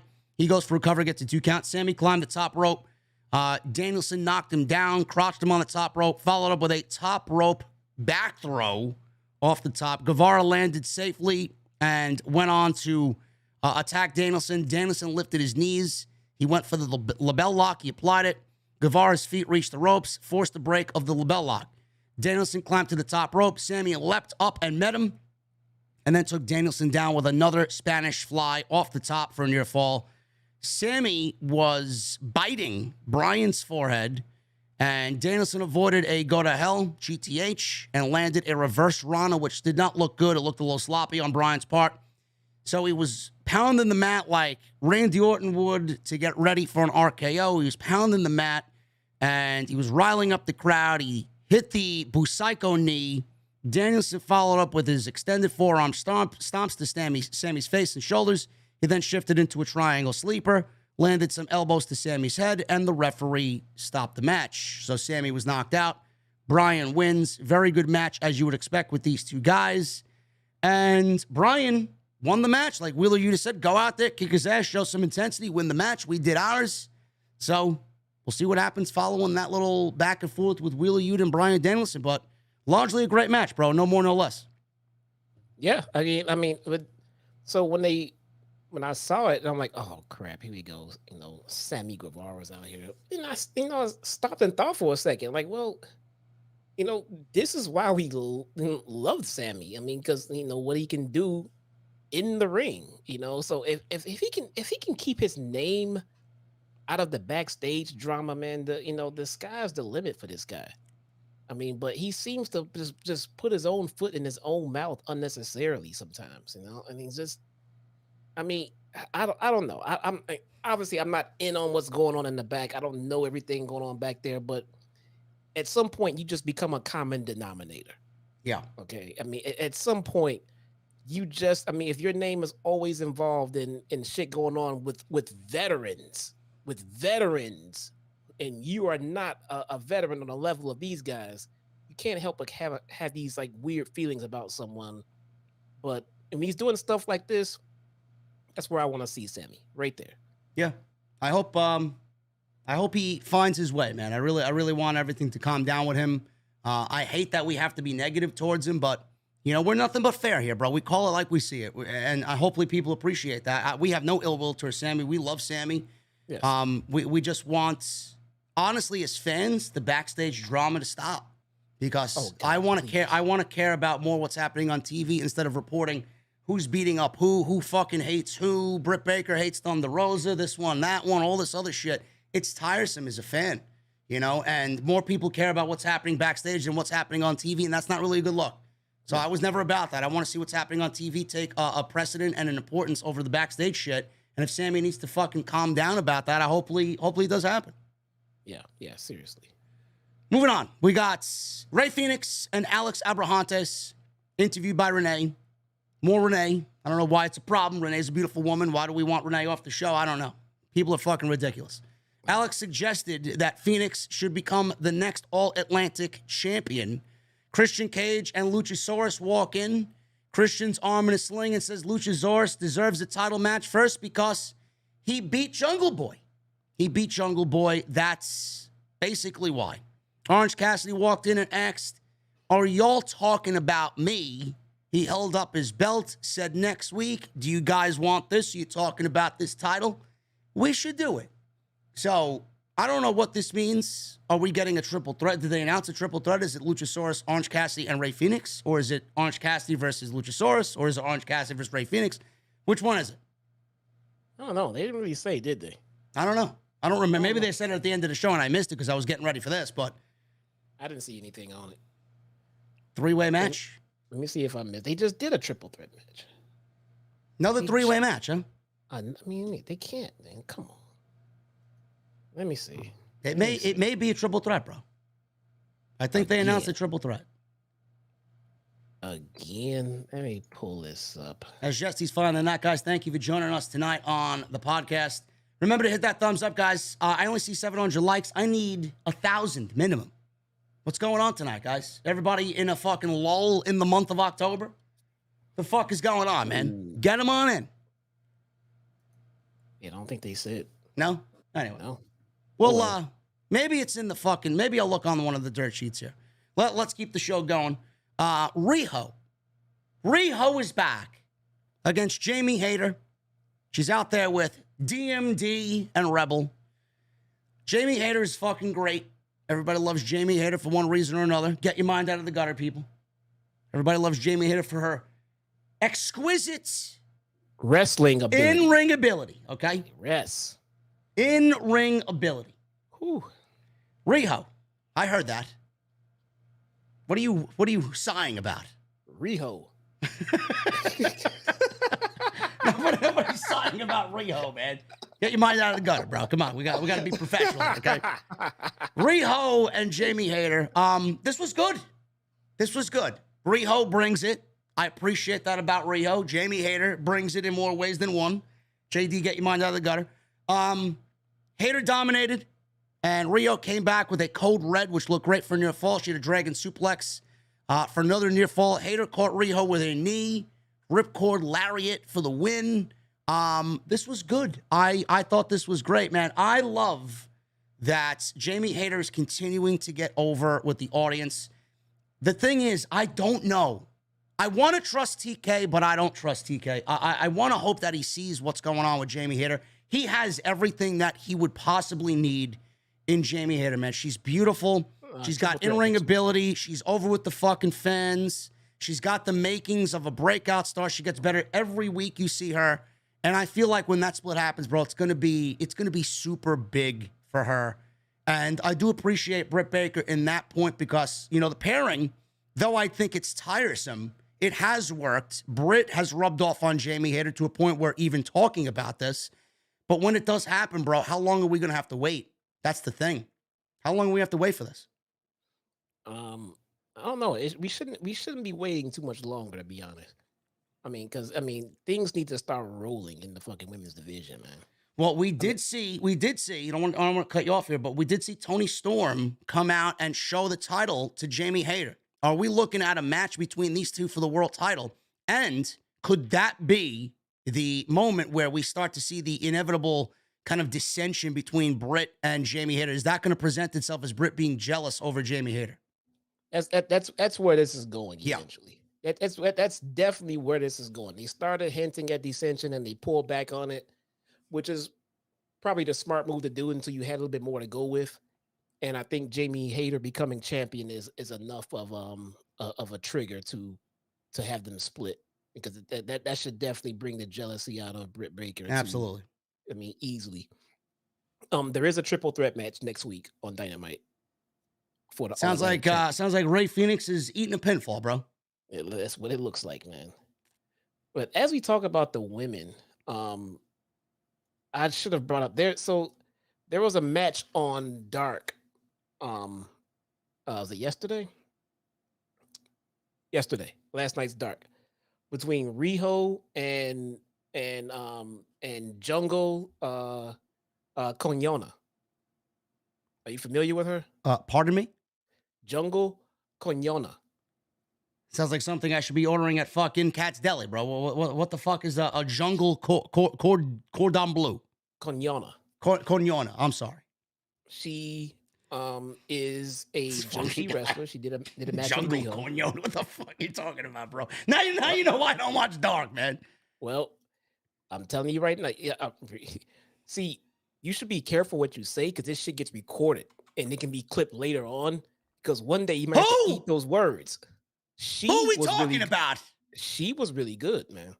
Jungle cordon bleu was great. There you go. With a side of lettuce and fucking feta cheese. What the fuck? I'm telling you, man. You focusing on the wrong thing. I'm trying to tell you. Jungle Corona. What was it? A splash of lime? What are we talking about here, man? Kyona. Corona.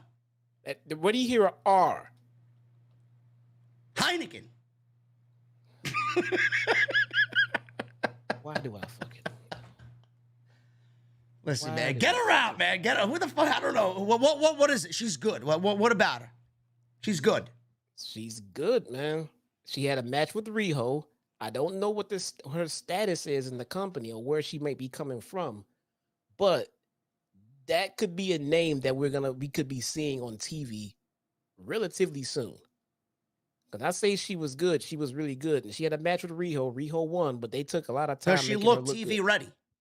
She looked TV ready, yeah. Okay. Yeah. It looks like they just put her on dark just to get her out here in front of an American. She more TV ready than Sky Blue. Yes. Okay. Yes. Yes. More TV ready than Penelope Ford. Yes. Than the Bunny. Yes. Okay. Yes. Okay. You gotta trust the man. He watches Dark. He watches Dark every week, Monday and Tuesday. I mean, I don't come here every week and just start putting random people over from Dark. So when I do, I mean, fucking pay attention, man, because I'm being dead serious. She was good, and she literally reminded me of Io. I mean, she had a fantastic look. Her gear, her moveset, her spots, everything was fucking on with her, man. I think that I don't know what they have planned for, but I think they may be trying to get her to TV soon. All right, well, listen, we'll pay attention to Jungle Combo XXYY Tiger Uppercut, whatever the fuck her name is. Jungle Kyona. What is it? KY. Oh, KYONA. Jungle Kyona. There we go. I'm telling you, man. All right. I'm telling you, we'll pay attention. She maybe. Let me see. What happened to the Renegade Twins, bro? Oh, that's a whole nother story. Have they been on Dark? No. Not as of late, no. And that's a shame. Man, dude, I found out way more information about them than I wanted to hear. I just put it like that. But they're fine. They haven't been on Dark lately. I'm not sure what's going on with them with AEW. What bad stuff? It's just stuff I didn't know. It's not bad, but stuff that would lead to a reason why Tony Khan didn't bring them back. That's it. For that, just feels like more of the Thunder Rosa drama, to be honest. Well, I'll take that as a yes. You know, I mean, it's seriously though. I know we had the story of him not using her girls and shit like that, and then we haven't seen the Renegade Twins in a while. That could be that. So you're pretty much saying Tony Khan Hadouken to Renegade Twins, right? Out. Goodbye. Probably, man. Probably. I don't know, man, but they haven't been seen. Listen, guys, I'm getting ready for Street Fighter 6, guys. I'm sorry with all the Street Fighter references. No one really knows, man. I don't know. I can't put too much more information out there than I'm supposed to. All right. Well, let's move on. Eddie Kingston was interviewed by Renee. More Renee. I don't know why this is a problem. Renee said last week on Rampage, some of his friends were concerned about his behavior as of late. Kingston says he's great and wonderful, and he's got this fake smile, trying to hold back his anger, I guess. He says things are great, but in a way that was disconcerting. Renee asked him his thoughts on the main event. Kingston said that it'll be a tough match for Mox, but he's going to win. He says he wanted everyone else to leave him alone. What the fuck are they doing with Eddie Kingston, bro? Remember I told you the other day how Dark was really good? Yeah. And Eddie Kingston had a match on that Dark. All right. Okay. And they played into this storyline. Is he going to anger management? He's very unstable. No one seems to be able to figure out why he's unstable. Not even his partner at that time or the referees, but he's just coming off as a little bit unstable and just don't know what's going on with him. And that played into the match, and it played into the storyline, and it played into TV. And that's why I was texting you the other day saying fucking Dark is not bad. Dark was legit better than Monday Night Raw this week. Yes, Raw was terrible. The one on Monday was really fucking good. Oh, JD's riding Triple H's jock. Yeah, well, clearly you didn't watch my review. I shit all over the fucking show. And then this geek over here tells me, yeah, Dark was great. I'm like, oh, really? And then he texts me the next day I'm having dinner legitimately while his stream is on. Not Rampage. Dark went back to being sucky again. I'm like, Yep. You ain't telling me nothing I don't know, bro. That's why I don't watch it. It went back to being shitty, man. It did. Now, look, if it's good, I'm gonna call it good. If it's bad, it's just bad. Monday and Tuesday was night and day for Dark. We need more like Mondays for Dark. Is this a reset of the Eddie Kingston character? We getting the Mad King back? It could be. Kind of. He went away for a little bit. He got suspended for the Sammy Guevara thing. Coming back, they did the match. Went away for a little bit. Now we're maybe hitting the reset. So when you think about it, you know, his character, his gimmick has been a little bit stagnant. Mm-hmm. I don't want to say stale because he's over as fuck, but it's just not doing anything progression wise. It's just kind of just stagnant. So I could see him, you know, going back and digging in and getting into a little bit better of a different version of himself, which would be completely fine by me. Because I mean, I don't see anything that Eddie Kingston cannot do with his fucking gimmick, because that guy holding a microphone is it's just untouchable, man. I wouldn't know what to do if I sat here and listened to Eddie Kingston and MJF all day. Yeah. I mean, it's just butter for your ears. I mean, he can do any goddamn thing with a microphone. So if he wants to change his gimmick, he can easily change it with a microphone. Oh, look, my guy Buddy says Jungle Corona was fucking great as well. She was fantastic, man. I got to look this up now. And I'm telling you, first of all, you're making me thirsty for a fucking Stella, number one, and I got to go see Jungle Corona. It's, okay, imagine if I said her name was Yona. Yona. Yona. Corona. Okay, Yona. Yona. Yo. No. Yona. Yeah. Now, put a K in front of it. Kayona. Corona. That's it. Kayona. That's her name. Kayona. As long as it's not Corona Light, bro. Nobody drinks Corona Light. Who the fuck drinks Corona anyway? You know? She is Jesus Kayona Christ. Light. She's only 5'1". Listen, man. That's in my liking there, bro. 5'1's. 5'1's a good height. Look, no cap. All bullshit aside, she was very noteworthy. Is she related to Kona Reeves? Why would she be related to a Reeves? You know, it's the last name that makes you related to someone, right? I don't know. Not the first. No, she was very noteworthy, man. When we hop off, you know, just go take a look at the match. I got the pad in front of me. Let me type this in. Jungle Corona. Let me see. Hey, why do you keep putting an R in it? Jungle Kiona. She's a very... Joshi, bro. Oh, I forgot. Oh, this fucking guy. Give us your opinions about she's a Japanese Joshi. women. All right, exit out. Goodbye. Moving on. Renee interviewed Eddie Kingston. We just said that. She's a Joshi, bro. Really, this is what you didn't tell me because you were fucking setting me up, right? Wait, where do you see that she's a Joshi? Jungle Kiona. I just Googled it. Okay, and what does it say under her? Japanese wrestler. That doesn't say Joshi. But she's a Japanese wrestler. What is Io? Isn't she a Japanese wrestler? Yeah, but she works for WWE. Oh, so she's not a Joshi anymore. She's not a Joshi. That's her that was her background. She's not a This Joshi. fucking guy. This guy's fucking getting me to Google Jungle Corona, and then the first thing I see is someone who looks like Io Shirai and Kairi Sane. Are you infatuated with the letter R? There's no R. Maybe I'm thirsty for a cold beverage, bro. I don't know. First or last name. I'm putting an R in it. I'm putting an R in it, man. Don't get me started, bro. Kayona. She's good. Kona. She's good, man. Okay. All right, listen. Well, I'll take your word for it. You gotta be eating the comments from this stream one day, man. Because remember when you said she was just this? She's good, man. All right, she's good. We'll see. We got a soundbite of Darby saying Sting hasn't been there in a long time. He said about a month ago, he told Sting he's not happy with where he's going and where he is. Says he wanted to crawl into a hole and disappear. Sting told him not to do that because he's a former TNT champion. Darby says he wanted to prove himself alone. Darby says his biggest weakness is himself.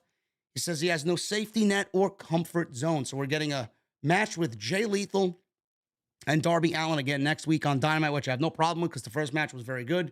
So backstage, we see Lethal, Sanjay Dutt, and Satnam Singh. Lethal said Darby is in for a rude awakening. He said next week he is going to get it. Whatever it is, we'll find out next week. Where is Sting, bro? How are they going to present Sting in this Darby lineage again.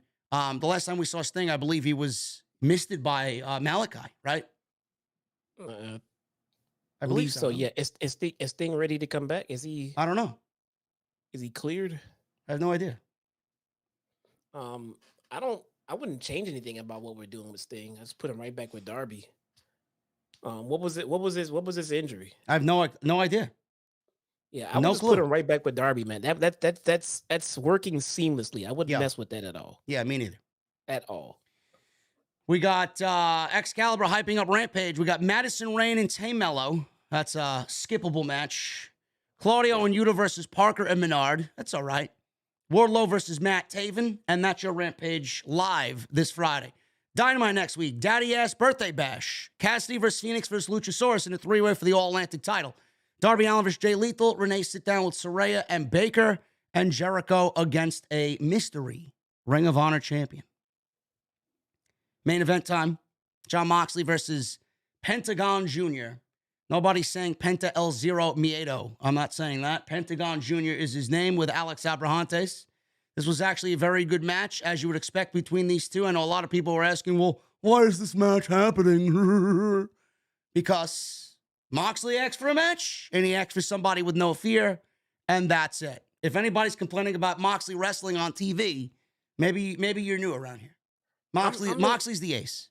I'm a little bit in agreement here. Not that Moxley's wrestling. They can have the match. You know, give me Moxley versus Penta. That's fantastic, man. But I don't know why it has to be a title match. I mean, what happened to the fucking the rating system? What happened to the fucking? They got rid of it. Why? They weren't paying attention to it. I mean, they just 86 it all together. I mean, if they just follow it, you can have Moxley in a match with Penta, non-title match, and keep his title matches to pay-per-view. So they have a lot more believability that way. Why would I believe that Penta's going to beat Jon Moxley in a random? The only thing I could say about that is Moxley's losing the title to MJF, and they need to get him some title defenses and some serious wins before he drops it to MJF. Maybe. So they want to label it a defense, instead. I mean, it's better than getting a championship. It's better than getting a championship elimination match.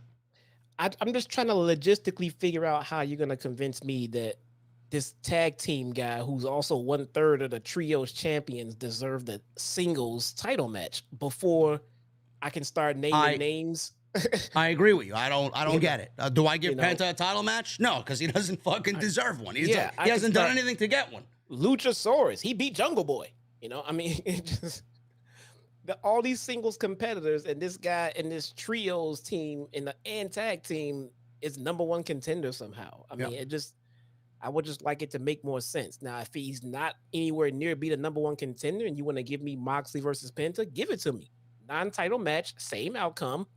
It's fine, but you don't have to make it a title match. It does kind of take it takes that off of you as far as creatively if you're trying to explain to me why he's getting a title match, because it doesn't make any sense. Well, this is what Tony Khan talked about with Eric Bischoff. He's like, Eric Bischoff criticized him of lazy booking, matches that don't make sense. Meanwhile, Tony Khan says, it's all right if I book a match that doesn't make sense as long as it leads into something else, which this match did. Yeah, no, it did. I think he could have led into this without it being a title match, though. Yes, but could have. But it's not the end of the world. I don't want to say it like, oh, it's stupid because he doesn't deserve. No, it's not the end of the world. It's not the worst thing ever. But you can kind of fix that going forward by just putting your champions in important matches and just saying, hey, it's a non-title match because he needs to work. He needs to get in the ring. He's a champion, but he's not, exempt from fucking wrestling on TV. So get the fucking work, bro. So I get that. And hey, if Penta wins, maybe he moves up and earns himself a TNT title match. You know what I'm saying? We're not gonna make this a fucking championship qualifier match. If you beat him here, then you get a title match tomorrow. No, if you beat Moxley here, we'll grant you a fucking a match with Wardlow. Yeah, shit for the title. Now that makes a little bit more sense than beat the champion and you get a championship match. That's fucking stupid. Yeah, I don't like that anywhere. I think that's lazy. That's lazy booking. That's fucking dumb, man. So, well, we got Moxley getting sent to the outside quickly in this thing. Penta hit a somersault dive to the outside. We got a picture-in-picture commercial. Penta was in control, slamming Moxley's head into the steps. Penta took off his glove to chop Moxley against the post, but Moxley moved and Penta smacked the steel to allow Moxley to take over. But Penta quickly came back, hit a backstabber in the ring. He goes for recovery, gets a 2 count. Moxley had a release overhead suplex into the corner off of a charging Penta. They both doubled down. Moxley went for the mask and both traded boots, resulting in Penta hitting a sling blade. Moxley avoided the fear factor into a desperation cutter and a pile driver for a 2. Moxley poured on the anvil elbows onto Penta. Penta escaped a bulldog choke and snapped Moxley's arm back violently like he used to do in Lucha Underground. Went for a near fall there. Both men fought on the outside of the apron. Penta nearly hit a fucking destroyer off the steps, which I kind of wanted to see, but at the same time, Moxley probably would have been a dead man walking at that point. Moxley countered into a DDT on the steps on Penta. They go back in the ring. Big King Kong lariat from Moxley. This one did not hit as hard as the one that hit Adam Page. Got a 2 count there. Penta fought out of the corner, super kicked the leg out from Moxley, hit a double stomp off the top for a very close near fall. Penta opted for his pose, and he tried a springboard, fell into a paradigm shift, and then a Death Rider, and that's pretty much all she wrote. 1, 2, 3, Moxley wins a very good main event. After the match, the Firm hit the ring with Morrissey, the Guns, Ethan Page, and Lee Moriarty. They all laid out Moxley. Stokely walked to the ring. Security ran out. They were taken out by the Firm. Alex Marvez is shown backstage. Alex Marvez is shown backstage as the Blackpool Combat Club's locker room was padlocked shut and chained shut. So they were locked inside. Moxley made a little bit of a comeback, but the numbers game was too much. MJF hits the ring, and he's contemplating, do I go or do I not go? My guys are beating up Moxley. It's easy for me to take advantage of this situation, but I said I want to beat him clean. He leaves and goes to the back, and then all of a sudden he comes out and runs to the ring. MJF hits the ring. He told Stokely he's fired. He had his back turned to the Firm, and then they laid him out. Page hit the Ego's Edge, which looked great. Morrissey hit a chokeslam. Eventually, after all this brawling in the ring, hit a chokeslam on MJF through the timekeeper's table, and the Firm stood tall over both as they went off the air with Morrissey and the Firm just standing tall over Moxley and MJF. So, I mean, I don't know, bro. I said this in the beginning, and I said this a couple of times on the show, you know, with MJF calling himself the devil and everybody being his devil worshipers, right? It's very difficult for me to believe that this is not a fucking troll job. Honestly. I don't know. I could be wrong, but, you know, with him calling himself the devil's going to disguise himself in the fucking best way possible to make you look weak. And that's exactly what I think MJF is doing here. And that's the unpredictable way that Tony Khan's going to get us to Full Gear and this match. Yeah, I can't say you're way off or wrong on it because I can't figure out what's going on here. No. I can't put a finger on it. I'm not sure where they're trying to lead us. What story they're trying to tell us. And it's good. It's good because what I said on top of the beatdown to MJF from the Firm, bro, it makes it actually believable. Like, is this really them turning on him for good? Like, the beatdown was a believable one to a point where it's like, oh shit, are we not being trolled? Is this legit? So it's a nice medium between, are we being trolled or is this serious? Yeah, I don't know. Maybe could be. Fuck, dude. I mean, the simple answer is MJF is pretending to be a good guy, so of course we're being trolled. Yeah. The last time he did this he was Cody's friend. Yeah. And MJF was heel as Cody's friend and somehow turned heel when he turned on Cody. He just turned more heel. I mean, it was fucking amazing shit, you know, but are they doing this again now? I'm just so lost on what they're trying to tell us here with this. The greatest trick the devil ever pulled is making you guys believe he doesn't exist. Right. I don't know. But who's he really convincing though? Us. He's not. I don't think anybody here is still, Blackpool Combat Club, William Regal. I don't think anybody believes he's gone soft, man. I don't think anybody, we see what he's doing. We see that he's trying to maybe convince us that he's gone straight, but nobody's fucking buying it. He's still MJF. No. All right, we'll see. I don't know. Guys, thank you so much for joining us tonight, man. What a fun stream this was. Excellent stream. Thank you guys very much. Still looking at less than 200 likes, guys. I'm going to need you to hit the thumbs up. We're at the Super Chats now. Corona. Yeah. I mean, Jungle Corona. So we didn't get it that. Okay, so I'm going dark and I'm not talking about my fucking promotion until we get 1,000 likes. See you, bye. Jesse's got a big announcement. I mean, I'm going to need 1,000 likes for Jesse to come back and for him to let you guys know about this big announcement. He's got like a major fucking announcement. Yep. And that's not a work. It's not a work. Oh, it's a work. It's a real, bro. It's a work. It's going to be. Anyway, guys, while Jesse is doing his thing there, I want to thank you guys again. Go check out the other content on the channel, man. Extra today, Monday Night Raw from Monday. And I'll be back again tomorrow with some more extra. And then Friday, we're going to finish off the month of October, man, as strong as possible. So make sure you guys go check that out. Hit that subscribe button down below. Turn on the bell for notifications. Make sure you guys follow me on social media at JDfromNY206. That's Twitter, Instagram, TikTok, and Cameo. And again, hit that thumbs up. I need 1,000 likes minimum on today's Dynamite post show. Let's start at the top with Joseph Taylor. This one's aimed towards Jesse. JD, Jesse, have you guys ever listened to Def Leppard? If so, do you like any Def Leppard songs? That question is not for me. He said JD and Jesse. No, he didn't. No, Joseph Taylor with the $7 super chat. I do not listen to Def Leppard. Michelle Moran with a $2 super chat. I feel Bryan is prepping to turn on the Blackpool Combat Club. I did bring that up today, Michelle. We've seen Bryan go heel. I'm not sure if that's in the cards again, but stranger things have happened. Tony Brown with a $4.99 super chat. Well, I saw Meat tonight. That was nice. I mean, yes, you did, Tony Brown. AEW is the epitome of booty meat.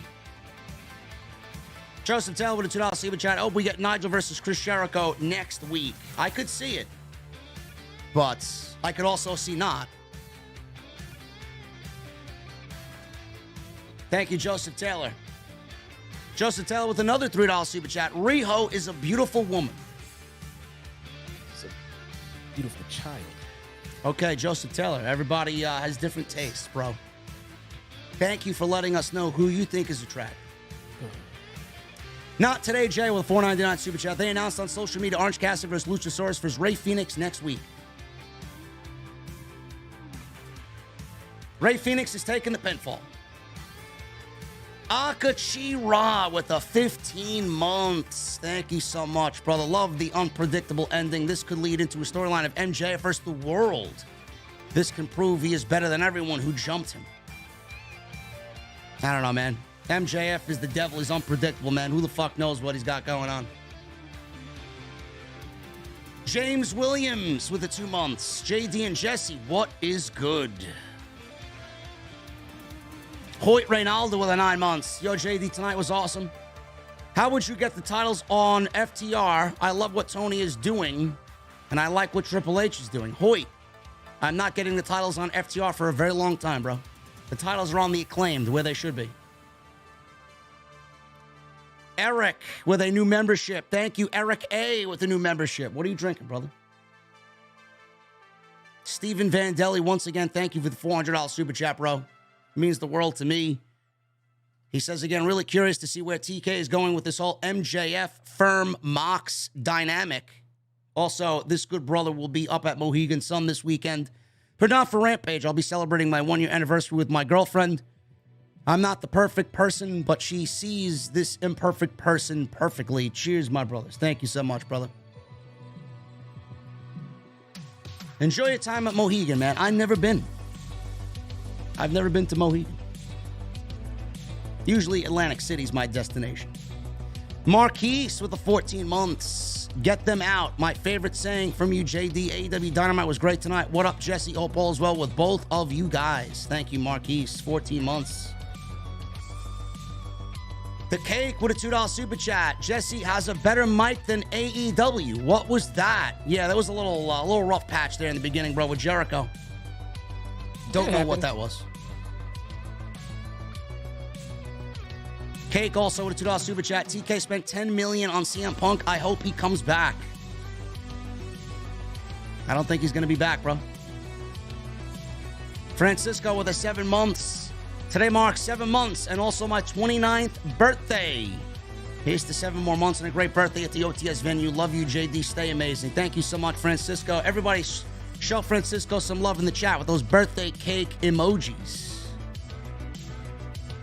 MGM balling with the $4.99. If this was Vince running the show, you just know that next week would be Gun Club versus Mox and MJF. Can they coexist? Tony may be doing that, bro. Who the fuck knows? We may get MJF and Jon Moxley versus 2 members of the firm. The Cake with the $2 super chat. I hope Jericho's opponent is Homicide. I do not. I think Homicide is terrible. Way past his prime, bro. Did you guys see him wrestle? The last time I seen Homicide wrestle was at the GCW show at Hammerstein Ballroom, man. Didn't he wrestle Jon Moxley? He looked terrible. I don't even remember. Drew Gilmore, buddy, what's going on, man? $5 super chat. Hey, guys, been recovering from a sinus infection. Great show tonight. Top picks for Jericho's opponent: Austin Aries, Gresham, Low-Key, or Adam Cole. Austin Aries, I think, is the unanimous choice here, bro. $5 super chat to add to Jesse's points. This is by the Cake. $5 super chat to add to Jesse's point. I've noticed MJF is in too many storylines. He's involved with Regal, Stokely, The Firm, Mox. TK needs to keep it simple. TK's probably writing all this shit at 5 o'clock in the morning, bro. Running on a half an hour of sleep. Joseph Taylor. Thank you. About something. With Kenny and the Bucks coming back soon, I wonder if what they're doing with MJF has something to do with that. Because Kenny is a top of the card guy. Yeah. So is MJF. So you got to fit them on the same show at the top of the card somewhere. So I don't know. Joseph Taylor with a $3 super chat again. Thank you so much, man. Not today, Jay. Thank you for the $4.99. The Cake with a $2 super chat. Jungle Kiona is fantastic. I was sad when she left. Jericho 8131 with a $10 super chat. Britt Baker was at Comic-Con earlier this year and was not talking to anyone unless you were buying something. She has an ego issue and is a hypocrite to talk about people who act above the business. I didn't believe a fucking word she said on that podcast, bro. Not a single fucking word. People present themselves the way that they want to present themselves because of everything that went on. You know, it's easy for Britt to go out there and be Miss Goody Two Shoes and Miss Nice Girl. It's not difficult to do, bro. Larry the Dog with a $1.99 super chat. I know something you don't know. Larry, you're missing 2 teeth, bro. Hopefully that gets situated. Coy Stallings with a $1.99 super chat. Thank you, Coy Stallings. How do y'all feel about Yuta? We love Will Yuta. Just keep him away from a microphone. And Guys, Max, look at your YouTube app. If that little thumbs up is not colored in, click it. Click it. I was getting ready to play Pilot. I forgot Jesse's got a fucking announcement to make. How do y'all feel about you? We love Willie. You just keep him away from the microphone. And Max Chains, 4 month. JD, you're the GOAT. Hope Allin was great, my dude. Can't wait for the Elite to come back on TV. Allin was great, Max. Thank you for the compliment, bro. And thank you for the 4 months. Let me give Jesse some good music while he announces this thing. Bro, you could come back now. I don't think we're getting 1,000 likes. No, man. What is wrong with your fucking fans? I don't know. Do they not like you? October. I think it's a full moon, bro. The full moon's out. October's been weird. I'm looking at 1,700 people currently in this chat. Why isn't there 1,000 likes? I don't get it. People? Just hit the fucking thumbs up. Jeez. Just gave you 2.5 hours of my fucking time, man. Gee, with a fucking sore throat. Let me make sure I hit mine on both my accounts here. Thank you. There we go. Done. So I don't sound like a condescending fucking prick. All right. It's not that difficult. Jeez. Super chat's done? Super chats are done, bro. The floor is yours. All right. So we're going to go with 900 likes. I guess that's going to be good enough. So, if you have not already subscribed to my channel, please do, and hit those alerts. I'll put something in the chat right now so that you see it. There we go. There we go. Subscribe to that channel. Thank you very much. And as you all know right now, the highest contributor to the channel for the month of October will be moderator of the month for my channel and right here on OTS every stream, including the members only stream. So if you are the highest donor on my channel and you're not a member here, well, guess what? You get entitled to the members only check. Now, for the month of October, we have something big happening. We are having a raffle, and I'm going to give you guys a heads up on how to get a free entry into the raffle. I'm going to give everyone the opportunity to get one free entry into the raffle every day that I do a stream. I stream on Mondays, on Tuesdays, and on Fridays. So that's 3 opportunities a week to get a free entry into this raffle. And trust me when I tell you, this is a raffle that you want to be involved in. All right. So to gain a free entry into the raffle that is supported by our friend here of the channel, Osakui Vasquez, here's what you do. Bosch Season 1, Episode 1, not Bosch Legacy, the original run of Bosch. You can find it on Amazon Prime Video, also on the free V app. On Tuesday, November 1st, I am going to ask a very random question about Season 1, Episode 1 of Bosch. Just that one episode. Watch that one episode, come to my stream, be the first to answer the random question about that one episode, gain a free entry into the draft coming at the end of November. The raffle will go through November. The prize will be gotten to you before Christmas. That's very important. You will get it before Christmas, and trust me when I tell you, it's a top of the line, top tier ticket item. I'll give you guys more info on my stream coming up this Friday for my Rampage watch along. Thank you so much for the time, man. I greatly appreciate that. No problem, man. That's why I got you here. All right. Yeah, that entire spiel took 5 minutes, bro. I played that whole Killer Instinct theme, that I played. Wow, did it really? Yeah. I feel like I'm improving myself a little. There you go. Joseph Taylor with $2 super chat. Maybe Chris Jericho versus Christopher Daniels. No! Nobody wants that. And Kevin Page with a $1.99 super chat. This will be the last super chat of the evening. This buck and change is for Jesse. Kiona Power. Kiona, I mean, she's good, man. If nothing else, just go watch the match she had with RIHO. All right. You'll see the potential that I saw in her. All right. And especially looking at how long she's been wrestling, when I pulled up her profile, now I'm even more amazed about what I saw. There you go. Listen, guys, I appreciate you hanging out tonight. Jesse, appreciate you hanging out. Go follow his channel. Go subscribe to his channel. Go right there, subscribe, and set those alerts, guys. That's important. That's important. We're about to get out of here, guys. I appreciate you. We need 38 more likes, guys. 38 more likes. Can we do it before we get out of here? Before I roll this window up, can we get 38 likes? I'd love it. The fans hate you. I don't know. Ever since I got back from Ireland, people fucking hate me, man. People fucking cursing me out on Twitter. What the fuck did I do? I was away for 6 days. Did you say something mean about Britt Baker or something? I did not. You did not. I did not. There are a bunch of Britt Baker stands in here? I don't know, man. I enjoy DMD. Wow.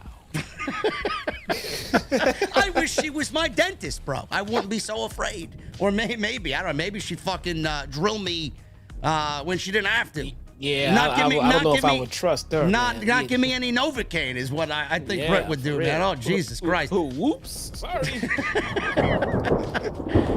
Anyway, guys, go and check out the extra from earlier today. It's on the homepage. Monday Night Raw Review. Go check that out. It's on the homepage. Hit that subscribe button. Turn on the bell for notifications. Make sure you guys also keep in mind that we'll be live on Friday for SmackDown. So we'll see you guys live on Friday. It's going to be a very difficult night. It's going to be Game 1 of the World Series, so it may be a slow night. But I will be live after SmackDown. And then, obviously, as you guys know, social media at JDfromNY206. That's Twitter, Instagram, TikTok, and Cameo. Guys, thank you for the love tonight. Thank you for all the support. I will see you all tomorrow for more extra. Until then, I need 2 things from you guys, man. My VIPs, I'm talking to you. Number 1, I need those rock on emojis. I need those Mustang emojis in the chat, and I need that music on max. You say rock hard emoji? Rock on, bro. I'm not talking about Juice Robinson, bro. Get your mind out of the gutter. Fucking rock hard. I'll see you guys on Friday live and tomorrow with extra right here on Off the Script. I'll see you guys later.